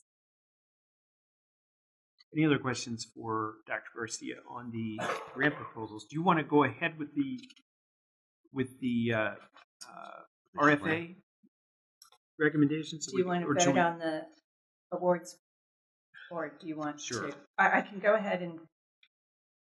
Let's go ahead and vote on the awards. I remind the members that Mr. Burgess has certified compliance of the prevention award process. It's my understanding that no member has reported a conflict of interest with the prevention award recommendations. Are there any conflict of interest declarations that the members have not reported? Seeing none, you have the applications and grant amounts recommended by the PIC for the Prevention Grant Awards. The Oversight Committee will ratify the PIC's recommendations if 2/3 of the members present and able to vote approve the PIC's funding recommendation. Dr. Garcia presented 4 Prevention Award slates. Rather than taking a separate vote on the different grant mechanisms constituting 8 grant recommendations, I will ask for a vote to approve all of the slates. If a member wants to consider any other award recommendation individually, please make a motion to do so now. I will entertain a motion to approve the PIC's recommendation for the following 4 Prevention Award slates. First, Tobacco Control and Lung Cancer Screening. Second, Colorectal Cancer and Prevention Coalition Awards. Third, Evidence-Based Cancer Prevention Services. Fourth, Dissemination of CPRIT-funded cancer control interventions. Is there a motion? So moved. All in favor? Hearing approval from at least 2/3 of the members present and able to vote, the motion carries. Good. Now, Dr. Garcia, we're right. I will entertain a motion delegating contract negotiation authority to the CEO and CPRIT staff, and to authorize the CEO to sign the contracts on behalf of CPRIT. So moved. Is there a second? All in favor? Aye. Aye. The motion carries. Dr. Garcia, would you? Yeah. I got this. Dr. Garcia, I believe now you present the proposed RFAs. Correct. So Great. We'll go back to the big meeting book, tab 6, and if you'll turn to page 6-2 and 6-3. We are proposing for the first cycle of 2019 to release those 4 RFAs, same ones we've discussed today. And you can see on 6-3 the timeline, the cycle for that. Release in June, applications due in September, and consideration by the Oversight Committee next February. So that's cycle 19-1. Are there any questions for Dr. Garcia on the proposed RFAs? Seeing none, I will entertain a motion approving the prevention programs plan for the proposed RFAs for the first cycle of fiscal year 2019. So moved. Second. All in favor? Aye. The motion carries. So thank you very much, Dr. Sure, Garcia. And now, come on, you have an amateur here. Dr. Garcia, I believe you have a report on the communications program. I do, thank you. Wonderful. I will be brief. Still tab 6, page 5, 6-5. The first item there is a summary of the results from the conference. You also have the detailed survey responses, but I'll just summarize things very quickly. As you know, we had over 800 people attending the conference, the majority of which were interested in attending the academic research track, and of course that's not surprising. The majority of our grantees have academic research awards. Overall, the feedback was very positive. I think if you look through the survey results, you can see that. They did rank the plenary sessions as most important, followed by the poster session. So that continues to be a very popular aspect of the conference, and then followed by networking, which is a very important feature for them. In terms of location, Houston edged out Austin just by a little bit. 37% preferred Houston, 32% Austin. And then I'll skip to just the budget. We have a little bit more revenue probably to come in from some of the non-credit card transactions, but that probably won't be a lot. We expect the net expense over revenue to be about $56,000.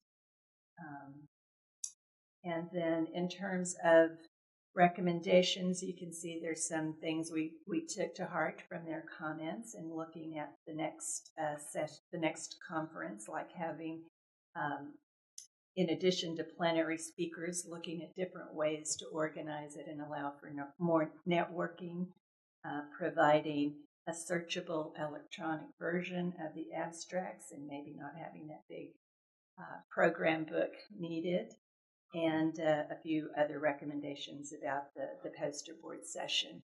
We are currently internally looking at discussing options for the timing of the next conference. We don't have a firm recommendation for you yet, but we're still discussing when might be the best time to have the next conference. So on page 19, is the rest of the communications report. I'm happy to answer questions about the conference before moving to that. Well, I just want to commend you and everyone who worked on the conference for bringing it off. And I read through most of the comments. It seemed like to me there were fairly minor, complaints or suggestions that overall, everyone seemed to feel it was profitable, worthwhile, and extremely valuable. So thank you very much for that. That is a lot of work. And to all who worked on that, thank you. Any questions for Dr. Garcia on the conference? Are we not attracting enough on the product development research side? I'm sorry? Are we not attracting? I noticed people? that was the lowest attended one was the product development research area. It pretty much tracks with the number of grantees. 90% is for research, and that 90%, I don't know the breakdown, 75% are academic research grantees, and the rest product development grantees. So our conference attendance pretty much tracks with those percentages, and we've seen that over time. Would it behoove us to recruit more, though? I'll let Mike Lang answer that question when he's up here. It was semi-rhetorical. But the conference is not just for grantees. No, it's not. It's not. And it's, publicized.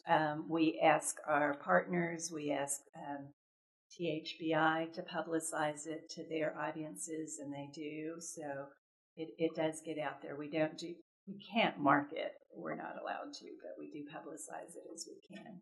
We can't buy ad space and radio time or anything like that. I was just wondering,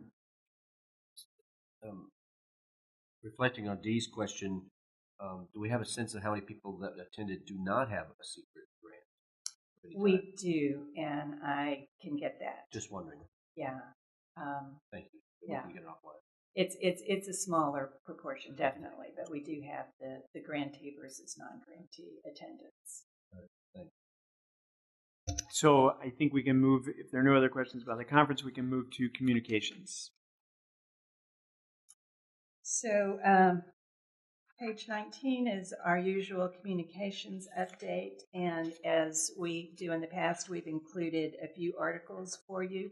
You receive these daily, but we just clipped a few for you to flip through. We did get some very nice coverage in Austin as a result of the American Cancer Society's Action Network forum about CPRIT at UT Dell Medical School. So we were pleased with that.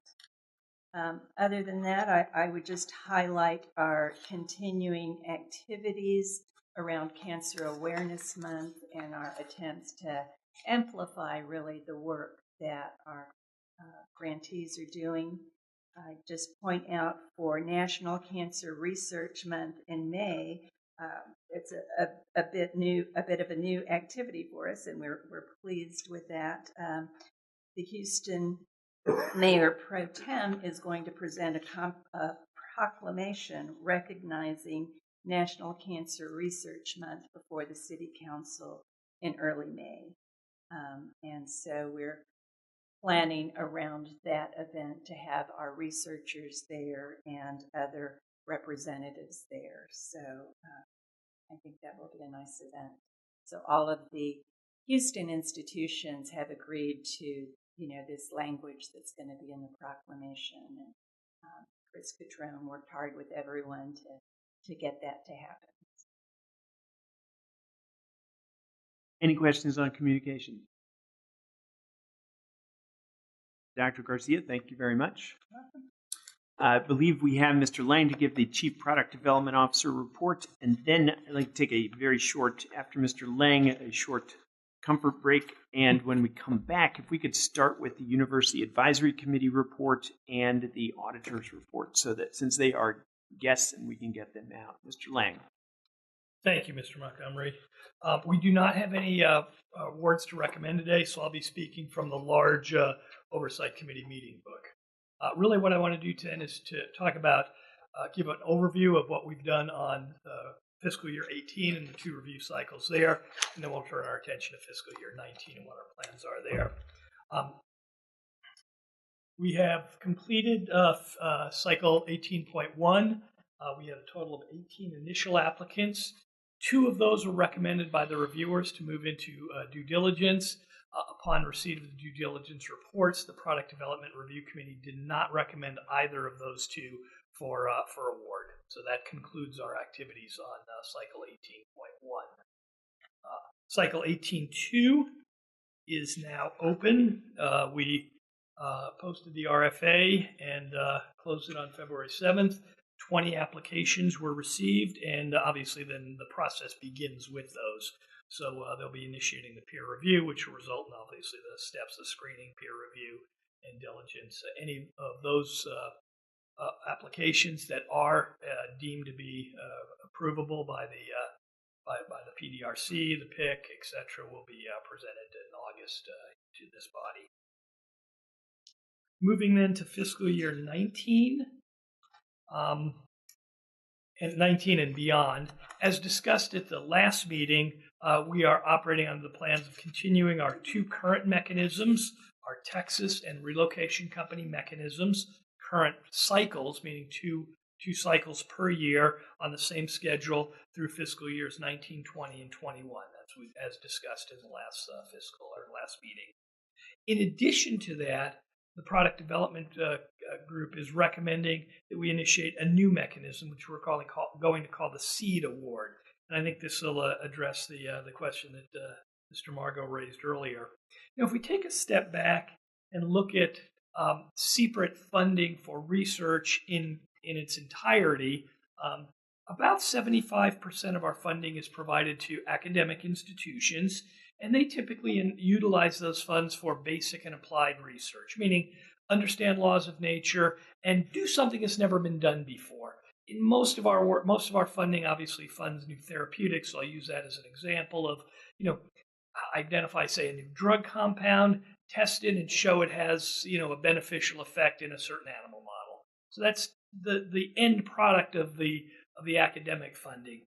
We also have, obviously, the product development mechanism, and it funds operating companies. The average product development award to a therapeutics company is on the order of $15 million. So we make relatively large awards to operating companies that have already progressed their compound or their therapy through certain stages of development, such that it's really, they've de-risked it sufficiently to warrant that level of investment. And those are the two mechanisms we have today. We really don't address the gap in the middle, and there is a noteworthy gap in the middle between those two stages. So what we are proposing is basically two mechanisms to address that gap between the research awards and the product development awards. The first would be a modification of our ETRA program. That's an existing award mechanism, as mentioned in the earlier research discussion. So ETRA is Early Translational Research Awards, and they're typically provided to projects that have shown good proof of principle but need further de-risking before they're really deemed to be a viable therapeutic. Multiple animal models, larger studies show that you can actually scale up the manufacturing of the compound, show the safety of the compound, etc. That work is needed before anyone's going to be interested in that. And the ETRA program would fund that. This would be funding that would go to the academic institutions to work for the PIs to use to basically further de-risk the inventions that have already been provided or that they have already generated. In addition to that, we would ask that the PIs collaborate with a business advisor to make sure that work, the compound, is targeted at a commercially viable indication. That what's going to result is not just a compound or an interesting technology that's functional, but is also going to be commercially and clinically relevant. So that's the modifications that we propose to the existing ETRA program. We're also proposing a Seed Award program, and this would be kind of the next step in development. It would support company formation and early development. So again, further work as we've spoken about, to further de-risk the compound such that it would be sufficiently de-risked to warrant the large investment of either, say, a CPRIT standard product development award of $10, $15, $20 million, or that same level of investment from another investor, i.e. a venture capital organization. So this mechanism is basically an analog, or if you will, a little brother of our existing award mechanisms. It'd be structured the same way, compliant with all of our policies and procedures, run through the same review process and review cycle and reviewers, but just aimed at earlier stage compounds, earlier stage technologies that are less fully de-risked and provide the funding to do that de-risking such that these compounds can be, and other technologies can be great candidates for CPRIT investment and or other investments. So that's the philosophy, that's the objective of what we're trying to achieve. So the ultimate request that we'll make then is to ask the Oversight Committee to approve the two current award mechanisms for fiscal year 19, and of course the Seed Award mechanism for that same year. I'll stop here and answer any questions. I have one. On the scale, on the development of products, let me first say, presumably we all recognize Assuragen as a success story in the product development, right? Absolutely. Where would the grant of the CPRIT grant have fit on the timeline for Assuragen? Let's go back here. Yeah, at the time the award was made in 2011, it was an early project. It would have fit in that green section, that new company formation. Although the company I think was formed at that time, it predates me, but the company was formed.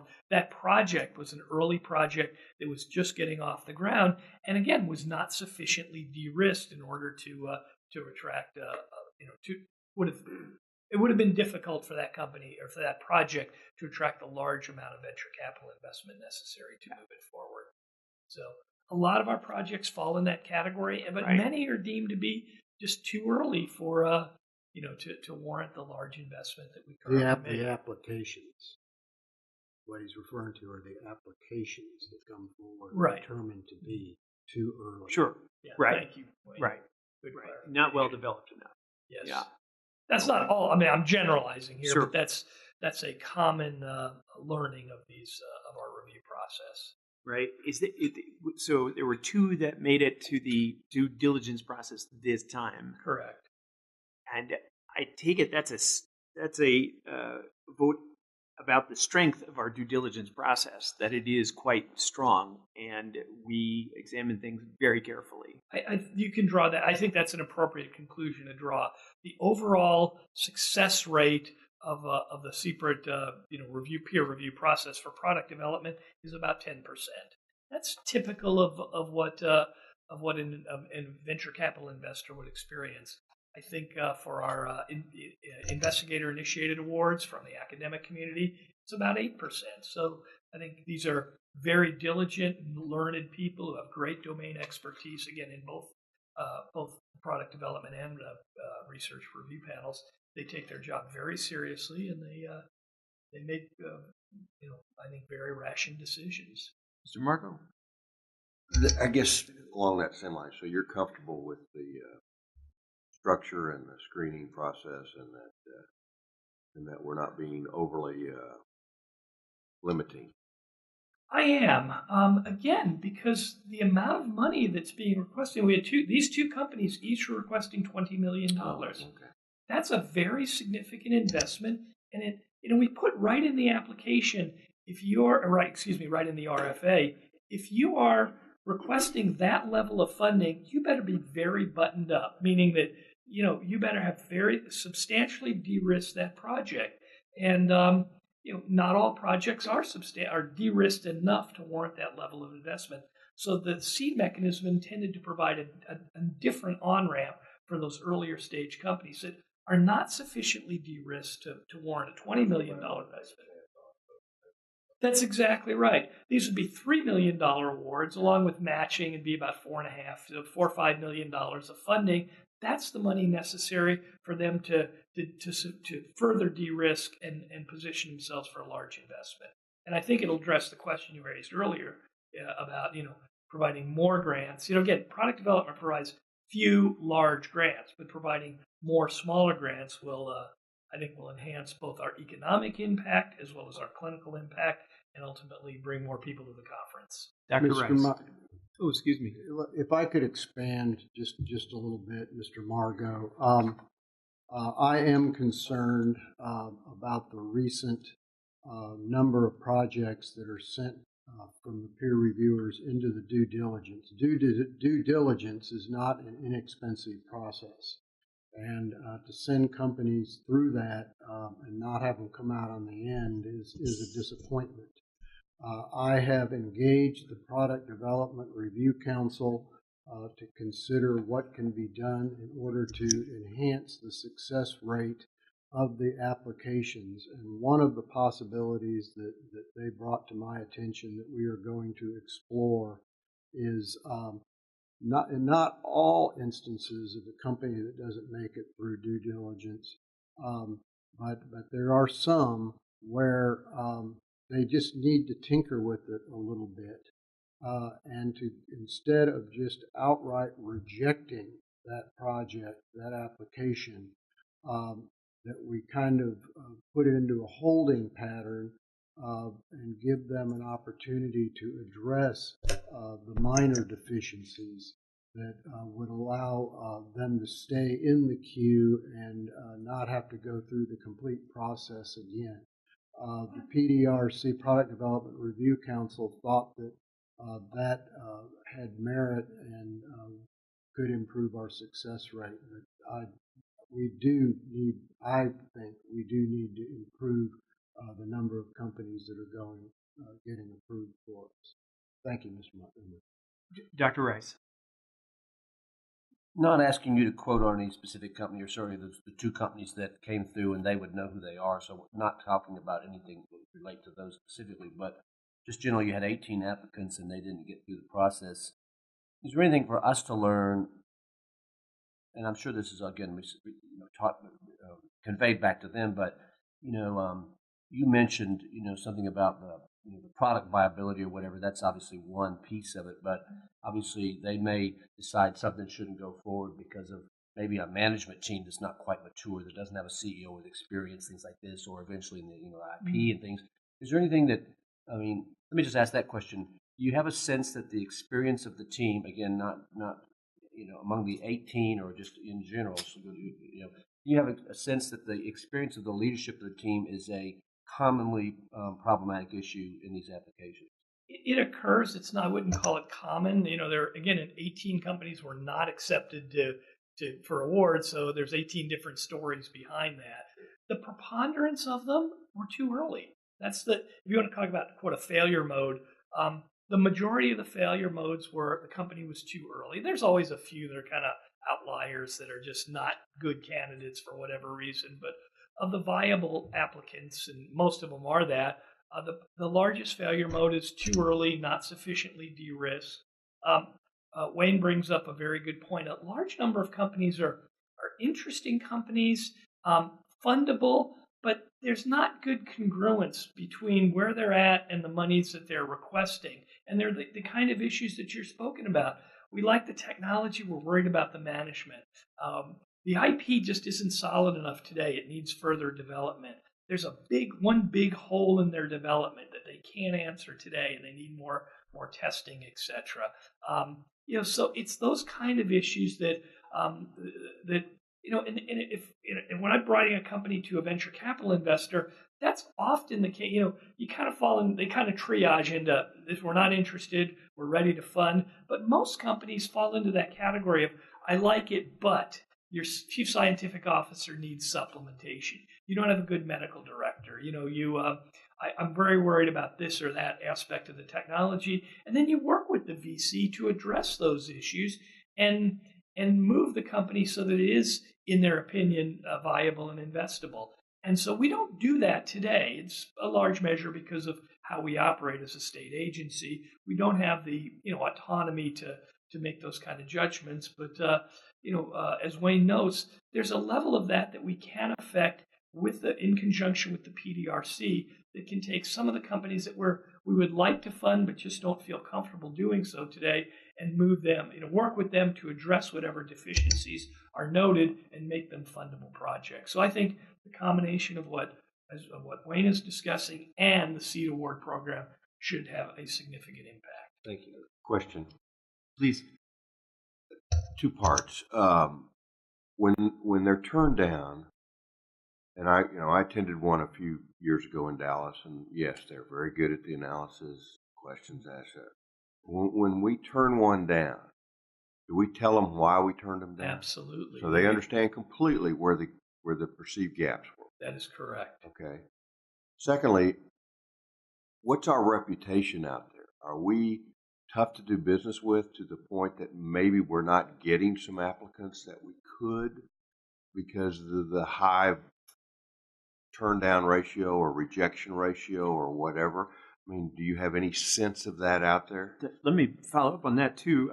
Dr. Rice mentioned this earlier in relation to computational biology, and a sense that he had heard that people were discouraged because of the success rate. Do you sense that? I believe that's the follow up on Mr. Margot's. People, I'm not going to apply. The chances are so slim. The cost of doing this is what we're talking about. Going through, and it's just like dealing with a government bureaucracy. So that's a turnoff. A very valid question, and it's something that every applicant needs to be thoughtful about. to understand, how much time and effort are they investing, and resources are they investing in this application, and what are their probabilities of success. We've been pretty so the answer to your question is, I worry about that, but I don't think it's a significant issue today. We've not seen a drop off in the quantity of applicants. I think we've seen an increase in the quality of applications. My colleague Rosemary and I, we are out a lot attending conferences, meeting with tech transfer offices and industry associations to build awareness of CPRIT and discuss these very specific issues so that we give people the guidance that they need to make a good investment and use of their time. And recognizing our application success rate is probably no different than the venture capital community. So they need to invest a fair amount of time in fundraising. I can assure you, when I've been in that role as CEO, you spend more than half your time fundraising. And I don't think CPRIT is any more onerous in terms of the time investment required. And the reality of it is the information we ask, the processes we go through are very analogous to what's done in the private sector. And it all comes down to, and at the end of the day, there's an amount of human judgment involved by our reviewers or that of other investors. Mr. Roberts? I have heard some grumbling fairly recently, but upon investigation, found out what the issue was, and there was a problem with the application. But there is an undercurrent there, and I do think that the proposal, the idea that I mentioned a few minutes ago about holding some of the projects in order to address issues more like what a VC would do could help that. It would certainly shorten their time to rectify the issues.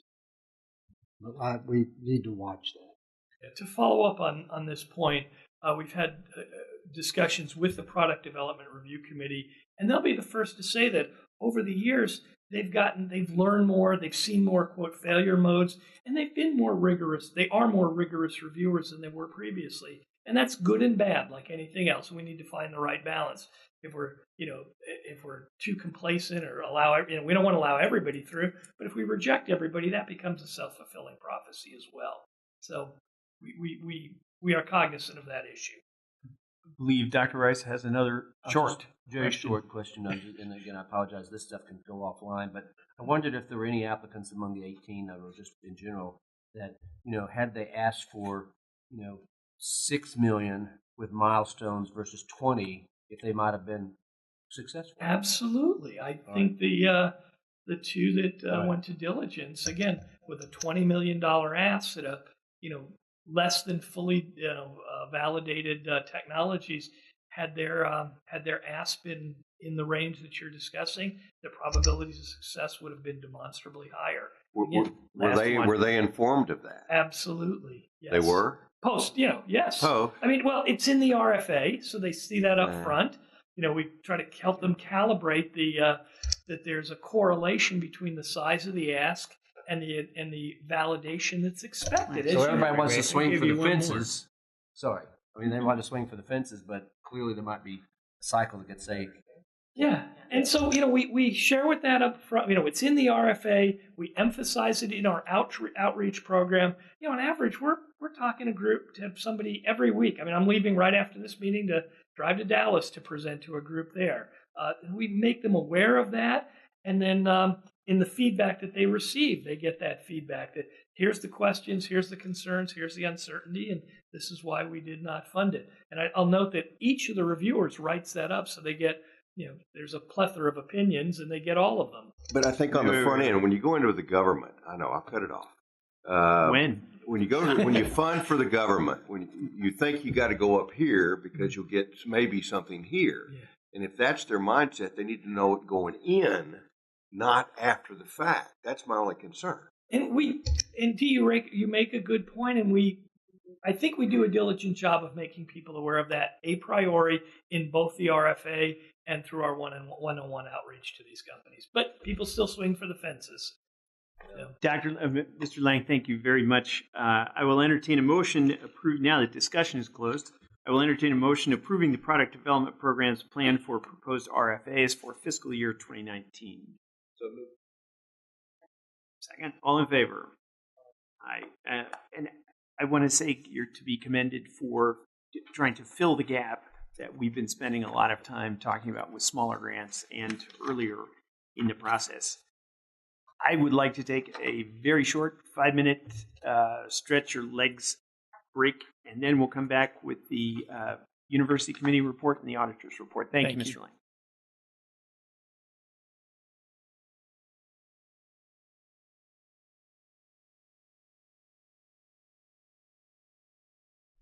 We have a quorum, so let's hope Mr. Angelo agrees with what we do. Dr. Wilson, would you introduce Dr. Barton for the University Advisory Committee report? I'm delighted to. The University Advisory Committee has a formal role in reporting to you each year, but in addition, it's a very important guidance and advisory to the research program and others at CPRIT, and something that we deeply appreciate. Not only is it advisory to us, but also it's an opportunity to connect with the academic institutions throughout the state in terms of information transfer, etc. So with that said, I'm delighted to introduce the chair of the University Advisory Committee, Dr. Michele Barton. Dr. Barton is professor at MD Anderson in the Department of Molecular Carcinogenesis. She's also the dean of the graduate school, which, as you may know, is a partnership between MD Anderson and UT Health Science Center in Houston. And she's a perfect place to be advising you on CPRIT, and has been enormously helpful to us over the past year. Can you remind us of the composition of the, from what institutions, or maybe Dr. Barton? Dr. Barton is ready to go on that. Okay, great. I thought, in fact, well, thank you for having me here to give this report. And I thought I would just remind you of our mission, which is to bring the role of higher education to you and be advisory to this committee. I thought I would tell you who we are, because often we don't really know each other all that well. But we cover the gamut of health and the state and university systems, the colleges of Texas, beginning with Texas State, Texas A&M, Texas Tech, the University of Houston, Baylor College of Medicine, Rice University, and the health science centers of the UT system. So we do a pretty good job of covering geography and the diversity of sizes of institutions, level of cancer research, before CPRIT and after CPRIT, which will be part of the focus of this presentation. So just to give you some background, our focus has been how has CPRIT really impacted cancer research across Texas, and what are the most effective mechanisms of CPRIT funding, and where should the priorities lie for the future, and really to have sustained impact of CPRIT beyond CPRIT's current funding. So we've been focusing on the metrics of CPRIT investment in Texas, and this is not only brought to us in a large way by the sunset legislation, but also because we want to sort of address some of the public commentary this morning. Where can we count on cancer research after the current CPRIT funding? Can we maybe hope for more? So we've taken this to ask the questions: where has cancer research emerged thanks to CPRIT? Where has it thrived and reached higher planes? Where is CPRIT paving the way of the future? And where is CPRIT linked truly to therapies and prevention? So first of all, where has CPRIT emerged? Where has cancer research emerged where it may not have been before, thanks to CPRIT? And we believe that the mechanisms that are most impactful in bringing cancer research to places where it may not have been so robust are the core facility funding mechanism and the high impact, high risk award mechanism, and of course the individual investigator awards. In all of these cases, especially the core facilities funding, these are major institutional investments otherwise. And so through this core facility funding, it's been made possible 14 out of 30 research organizations that are really eligible for CPRIT funding have been able to gain this funding. And now there's also collaborations set up through these core facilities that institutions all across Texas know these core facilities exist. They may not have them at their institution, but at least at the Texas Medical Center, we can walk across the street to Baylor or UT Health. We know we can go to San Antonio for very special instrumentation that's very, very expensive. And the High Impact, High Risk Award has been really rather democratizing in a way. There are people out there that may not be at MD Anderson, surprising to me, who have great ideas on cancer research. And this has given them an opportunity that NIH just won't do. So they get an opportunity to build their portfolio, to build their preliminary research, and then to go out after extramural funding. So where has it thrived and reached higher planes? So what's been the real return on investment, or ROI? Prior to CPRIT, MD Anderson was the only NCI designated comprehensive cancer center in Texas. And this is really the platinum, titanium level of Cancer Institute, according to the National Cancer Institute at NIH. But since CPRIT funding has brought so much interest in cancer research and increased extramural cancer research funding through NCI to other institutions, we now have 2 additional comprehensive cancer centers in Texas. And this is a big coup because geography does play a big role in consideration of NCI. So Baylor College of Medicine and UT Southwestern are both now comprehensive cancer centers. Doctor, what about other states? We have 3 in Texas? You know, I don't honestly know how many are in other states. Right, because they're not MD Anderson, right? We're all matters. But, you know, you can look at a map of the NCI comprehensive cancer centers. I know, for example, I have very good friends at Irvine. They've been trying to get comprehensive cancer center designation for years. And because they're that close to LA that has them, they just haven't been able to get to that level. So geography does play a role. But it really is the investment that NCI is willing to make. You have to have success in NCI funding to get that further investment. And maybe Jim knows more about it than I do. I just wondered if I didn't interrupt, but you know, what is it that CPRIT is conveying to those new centers that makes them now a good candidate, and then now a successful NCI designated center? Is it research dollars and research funding, and that's kind of like what we're talking about? I think that's probably the majority of it.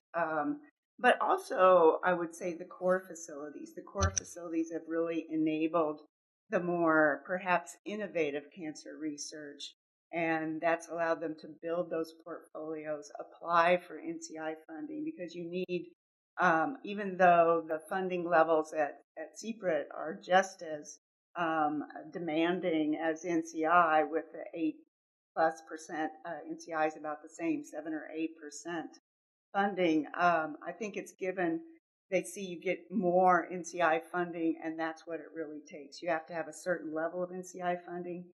You have to have core infrastructure, and then they're willing to fund the core grants, they're called, for these comprehensive cancer centers. And of course, you have to show you're across all cancers. You're not just focused on one. So additionally, we believe that the recruitment awards, of course, are very important for continuing that upward mobility. The established investigators have really brought cachet to these institutions. We've managed to attract famous scientists to come to Texas. The first-time faculty awards, they bring these really young and hungry investigators, super well trained from other institutions to Texas, and they're the ones that are our future. And of course, the individual investigator awards are very important. We're really looking at leveraging the investment to gain extramural funding, patents, publications, and developing therapies. So some of the examples that we could point out of centers of excellence that have been catalyzed by CPRIT. certainly Rice University was never considered a powerhouse of cancer research, but now they've been able to attract 4 established investigators there that really provide missing links. Many of them are structural biologists. They're more Rice-like, quantitative, but they really have brought Rice into connections with the rest of the Texas Medical Center. So we need them, they need us, and it's really impacted our research. And a great example that I'm really familiar with is the Immuno-Oncology program at MD Anderson. Just the recruitment of Jim Allison alone really catalyzed such an increase in the immuno platform. And it's attracted the likes of Sean Parker to invest millions in the Parker Institute initiative. The Biden Moonshot, it's the lead program in the Biden Moonshot program. And then programs such as Stand Up to Cancer is really developing, of course, not only Jim Allison, but many other investigators and really exciting new investigators like Jennifer Wargo, who's really connecting the microbiome to cancer treatment and cancer research. Biotech companies like Immatics and the company that we heard about this morning.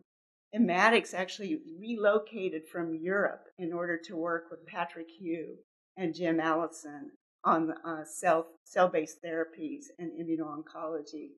So that's pretty exciting. That was in the Houston Chronicle last Sunday, so it was very timely for my presentation. And they have 2 current clinical trials at MD Anderson featuring CPRIT-funded investigators. Other examples, the Baylor Proteomics Core Facility and the faculty recruitment of CPRIT scholar Matthew Ellis. This has really allowed Baylor to become one of the initial NIH proteogenomic translational research centers. And what that means is that they're focusing on biomarkers, in the case of Matthew Ellis, breast cancer biomarkers in the context of developing clinical trials and really assessing, are those clinical trials working? And then at UT Southwestern, we have a whole collection of CPRIT-funded investigators that have come together and have been able to secure very big funding from NCI on a kidney cancer spore. And these are centers, specialized programs of research excellence. And so these have to have clinical components as well as basic science components, and then translation. So all of these investigators were funded by CPRIT, and they have formed this SPORE group now. So this is really very exciting and quite something that CPRIT should be claiming. So where is CPRIT paving the way of the future? Well, obviously the first-time tenure-track faculty, those are our young punks that are coming in to do cancer research, and the individual investigator awards. These are major factors. As Dean of the Graduate School, I have to say that the Research Training Grant Awards have been very important for our graduate students. And they cover the training of the next generation of cancer researchers, the next PhDs, Masters of Public Health, MD PhDs, postdocs, and the summer interns. It's just so cute to see them to come in. So you call those proto-punks? Yes, those are the proto-oncopunks. So many of these summer interns are being drawn from our diverse communities. So it's really diversifying our scientists that are entering the STEM fields, and it's very fun to work with them. And then, of course, the Core Facility Awards. This is also paving the way of the future because this instrumentation doesn't just die and go away. It's maintained, and you have to, of course, keep paying on those service contracts. So you know this table. This is the CPRIT impact by mechanism, and this is a way to calculate your ROI, your follow-on funds, what extramural funds were gained by this CPRIT initial investment, how many patent applications, how many publications. So we've been focusing a lot on metrics, and certainly Jim and Patty have worked very hard to find ways to gain an idea of return on investment numbers. where is CPRIT linked to therapies and prevention? This is a little more difficult, perhaps, to calculate easily some of these same metrics. But what's going to be very important is the mechanism that you've heard a lot about, the Early Translational Research Award mechanism, to cross that valley of death in development of new therapies. We felt that a better understanding of that mechanism was needed, and they've worked very hard to develop a new RFA there. And then the Clinical and Translational Award on the individual investigator side, we felt that better metrics were needed to understand the successes of that RFA. And certainly research and development is needed in the areas of health disparities, prevention, and screening. These are definitely critical.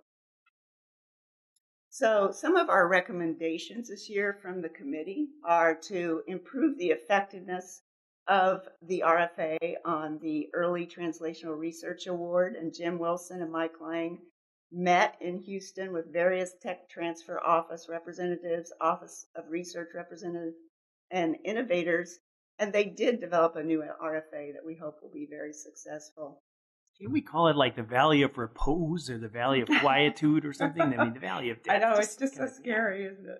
But it's true. If you look at the numbers, it's you could call it the fiscal cliff, but that term's kind of, been taken. So, and used over and over. Our committee also felt that the Multi-Investigator Research Award outcomes deserved a closer look, and that the RFA should be rewritten, and it has been now. We felt that in order for this mechanism to be more effective and more successful, we needed to have an RFA that stressed that there had to be true synergy between projects. Why should we fund this group of investigators with more money than each one individually? Where's the synergy? And we should also limit the number of investigators in projects. They must be exceptional, and they should have a track record of already existing interactions, not just, we've got a barn, let's put on a play, but, we've been working together for years, and we know how to work together and get something done. And with CPRIT investment, we can get more done. And so a new RFA was developed and released. So recommendations for the future. What metrics are the most useful to convince the public that CPRIT has been a good investment? Because that's our charge. Certainly the gain in extramural funds, thanks to initial CPRIT funding, we can understand that. Creating jobs and increasing the talent pool in Texas, we need to emphasize that. But also, how many new clinical trials, how much therapeutic development was CPRIT responsible for? And who did we attract to come here? Entrepreneurial investment. How many of them came? And can it be linked to developing therapeutics and treatments for our public? Could I ask you one question? Is it possible to know how many patients are in clinical trials because of CPRIT grants? That's the kind of metrics that we need to dig out. That's right. There is a clinical trial registry that we can look up, and I think it'll take more than just looking for the term CPRIT. We've got to start looking for investigator names and keyword searches. Patty and Jim worry about this a lot. How can we figure this out? I heard you, Mr. Roberts, did I hear you say something when I said, is it possible to know? Were you?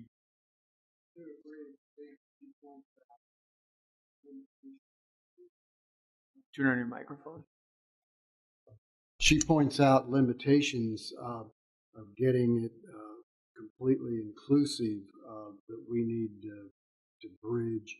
But we do have figures that are pretty solid as terms of the amount of patients that are in clinical trials. This is a critical metric for us because obviously what will prove the success of CPRIT are the number of patients across the country that are being treated with CPRIT-developed therapeutics and through research.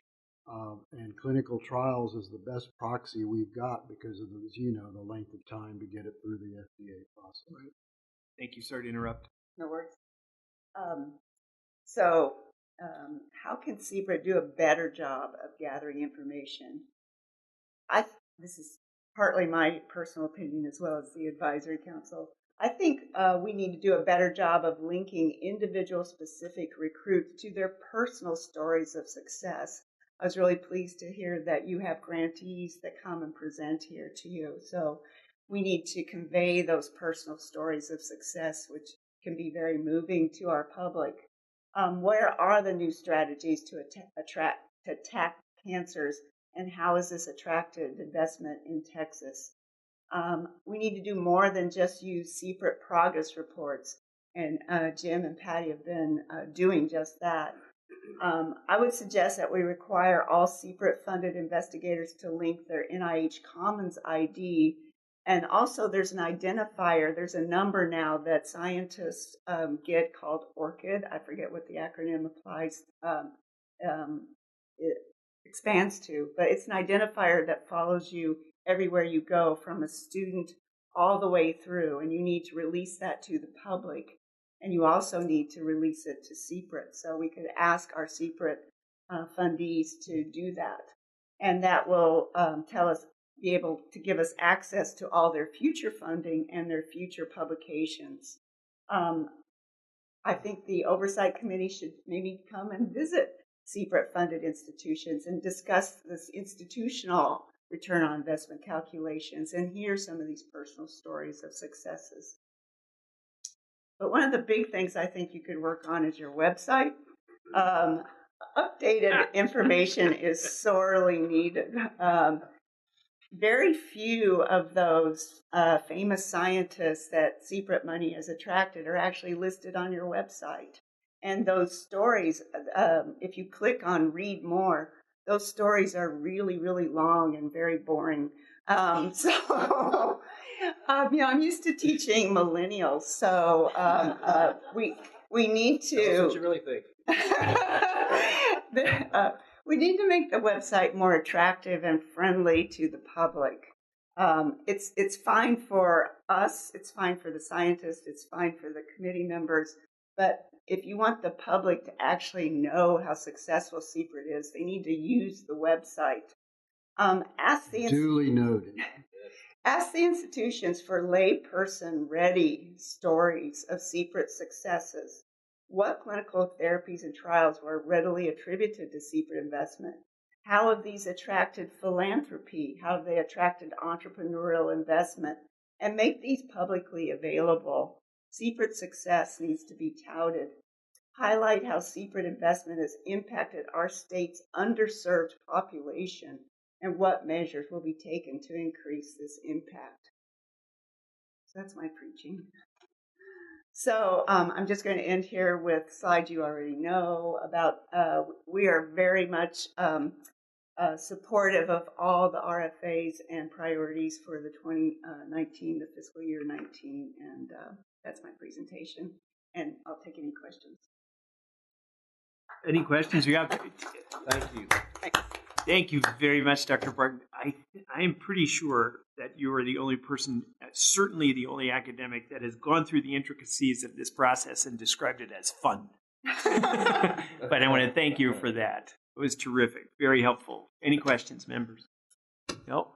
Thank you. Thank you. Now we're going to move on to an equally exciting topic, I'm sure, internal audit. Ms. Martin.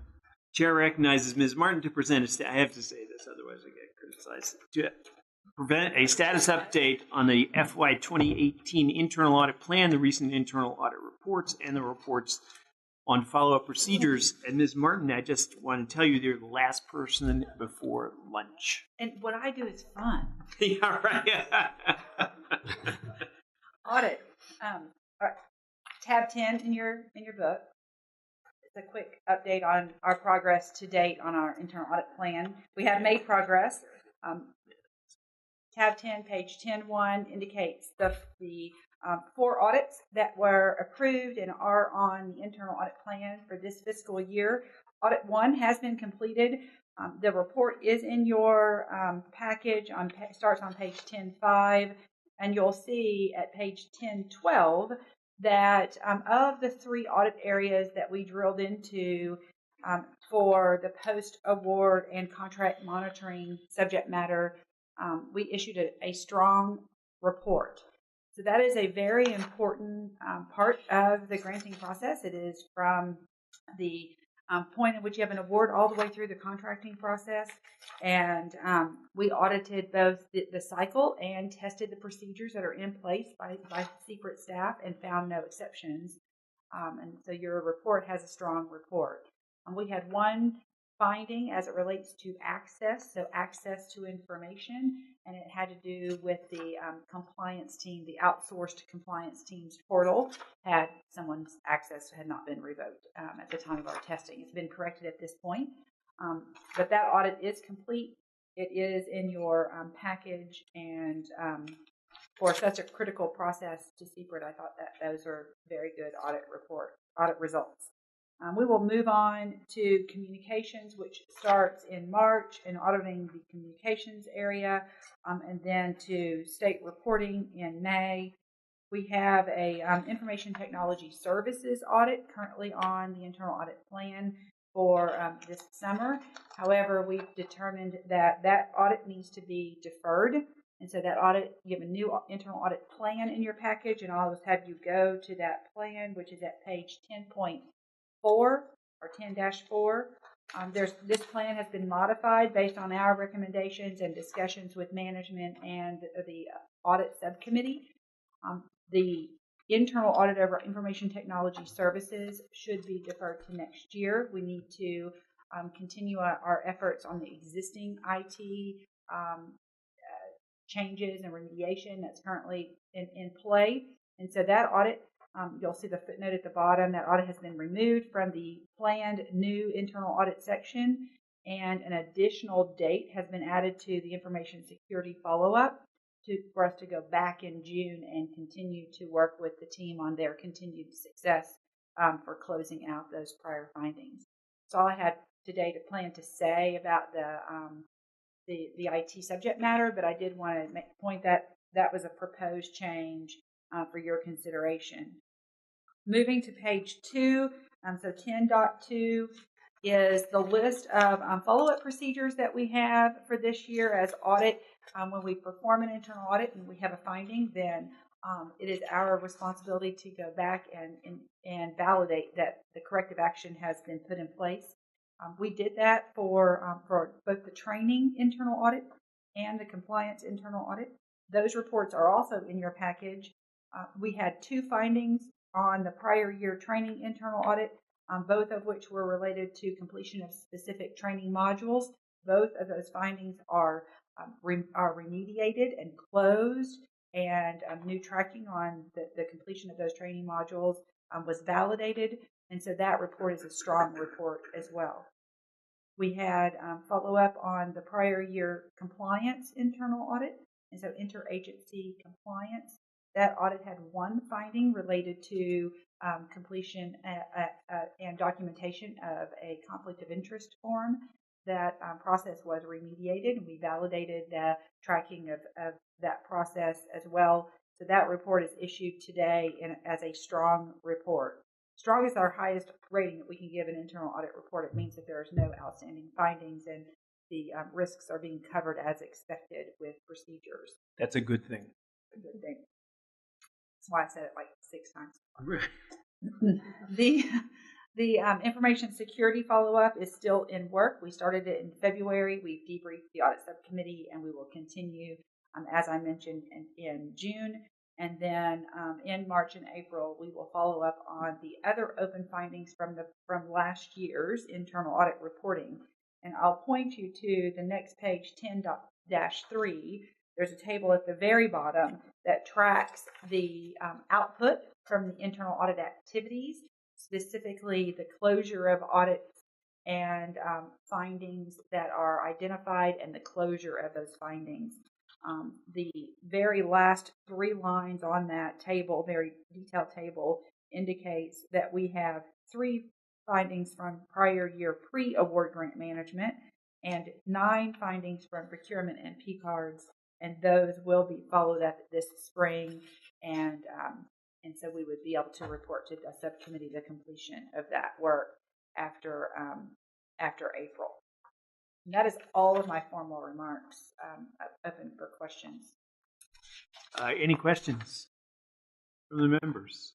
I don't think so. I think we have two motions which I'm going to combine into one skillfully. Is there a motion to approve the revised fiscal year 2018 audit plan as proposed by CPRIT's internal auditors, and a motion to approve the internal audit reports and follow-up procedures reports, both as presented by Ms. Martin? So moved. All in favor, say aye. Aye. Thank you very much. The motions have passed. Ms. Martin, thank you very much for your time. I actually lied.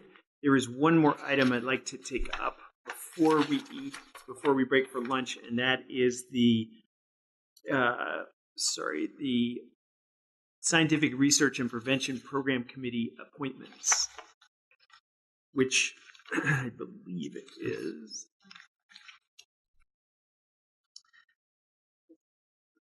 Thank you. The chair recognizes Mr. Roberts to present the appointments of the Scientific Research and Prevention Program Review panels. Thank you, Mr. Montgomery. I did appoint 7 experts to the CPRIT Scientific Research and Prevention Programs Committee, which is the 3 peer review committees. Our statute requires the appointments be approved by the Oversight Committee. The appointments were favorably reviewed by the Substantive Oversight Committee Subcommittee. The Nominations Committee discussed the appointments at its meeting on February the 16th and recommends to the OC to vote to approve these appointments. Any questions for Mr. Roberts on this item? Is there a motion to approve the Scientific Research and Prevention Program Committee appointments? So moved. Motion and second. All in favor say aye. Aye. Aye. Motion carries unanimously. Let's take a break for lunch. We'll come back in, say, 30 minutes. Is that all right? Very good. Thank you.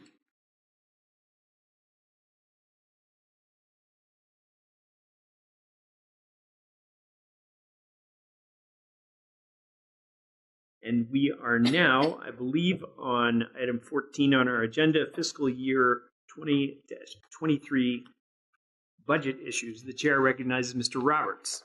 Thank you, Mr. Montgomery. The Oversight Committee identified one scenario at the January 17th special meeting as the preferred funding option for the remainder of CPRIT's statutory authority. I discussed this funding scenario with an initial group of legislators familiar with CPRIT, representatives of CPRIT grantees, and cancer advocates.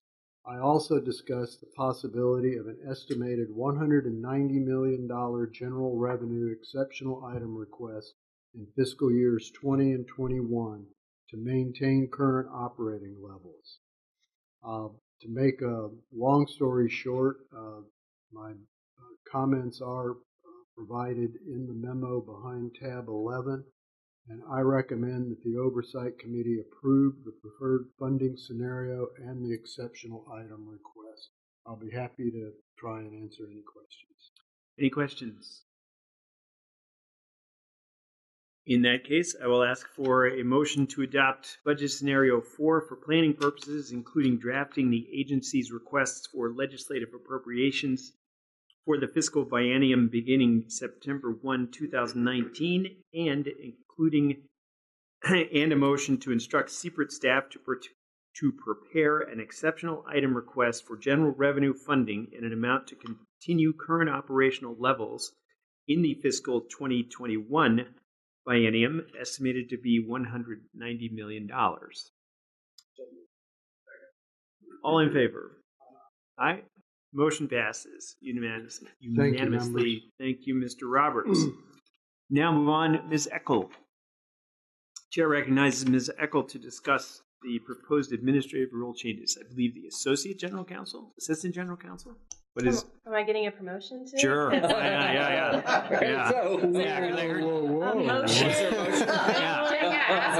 Yeah, I heard your boss is kind of tight. Your boss is kind of tight with those, right? But and that concludes my report. All right, so I am here to talk about the rules, which are located behind tab 12 of your meeting books. They're both proposed rules for final adoption as well as new proposed rule amendments. I'll start with the rules from the November Oversight Committee meeting, which were 701.37 and 703.26. They were published in the Texas Register on December 15th. We did not receive any public comments. The final orders, if approved today, will be published, will be sent to the Secretary of State and will become final 20 days after they are filed. Moving on to the new proposed rule amendments, which start the rulemaking process over again. We have two proposed rule amendment changes, both in Chapter 703, both changing the due date of the single audit determination form, which is a form required to be submitted by grantees annually. Changes the due date to 60 days after the fiscal year end of the grantees, as opposed to after the anniversary date of the contract effective date of grantees, just fixing an administrative issue in which some grantees ended up having to submit those single audit determination forms before their fiscal year ends. And if approved, we'll send the proposed rule amendments to the Texas Register for publication and open them up for public comment and bring back any comments and final orders at the May Oversight Committee meeting. And that's all I have to report on the rules. Great. Any questions? Surprisingly, no. Is there a motion to approve the final orders adopting rule changes to the Texas Administrative Code Chapters 701 and 703 and a motion, combined with a motion to approve the publication of the proposed rule changes to Texas Administrative Code Chapter 703 in the Texas Register? All in favor? Aye. Congratulations. Thank you. Unanimous. Yeah, and nice job on your promotion too. Way to go. Appreciate it. Chair recognizes Ms. McConnell for the Chief Operating Officer's report.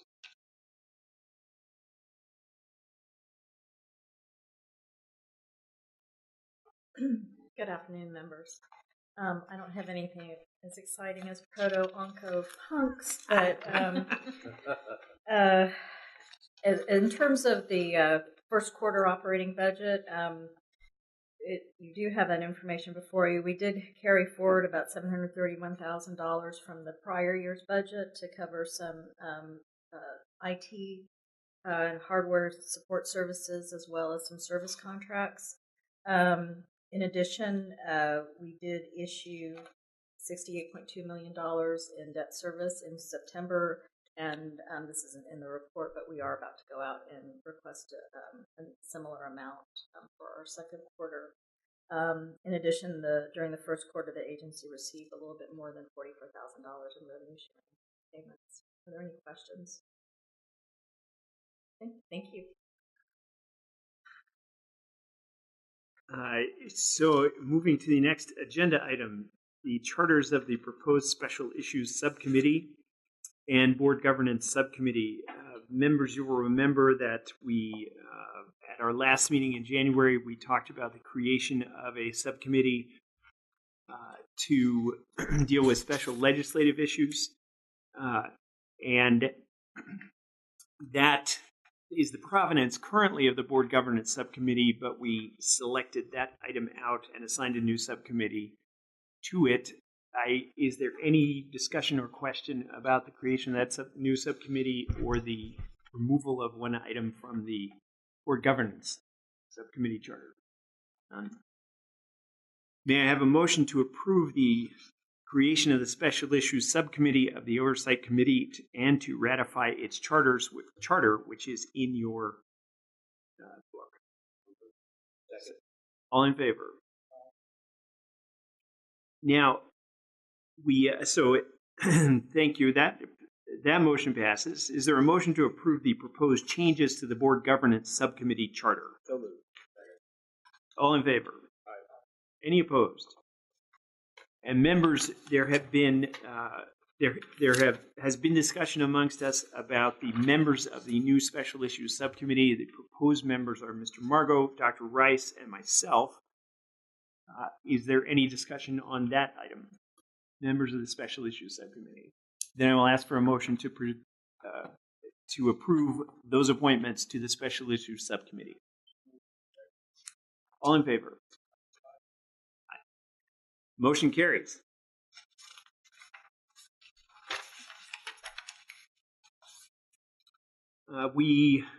Items 18 and 19 are standing agenda items. They are discussion with the General Counsel, and I understand we have nothing to take up. You better take the mic because your assistant is taking all the time here. You got to say something here. Yeah, all right. I thought we had it.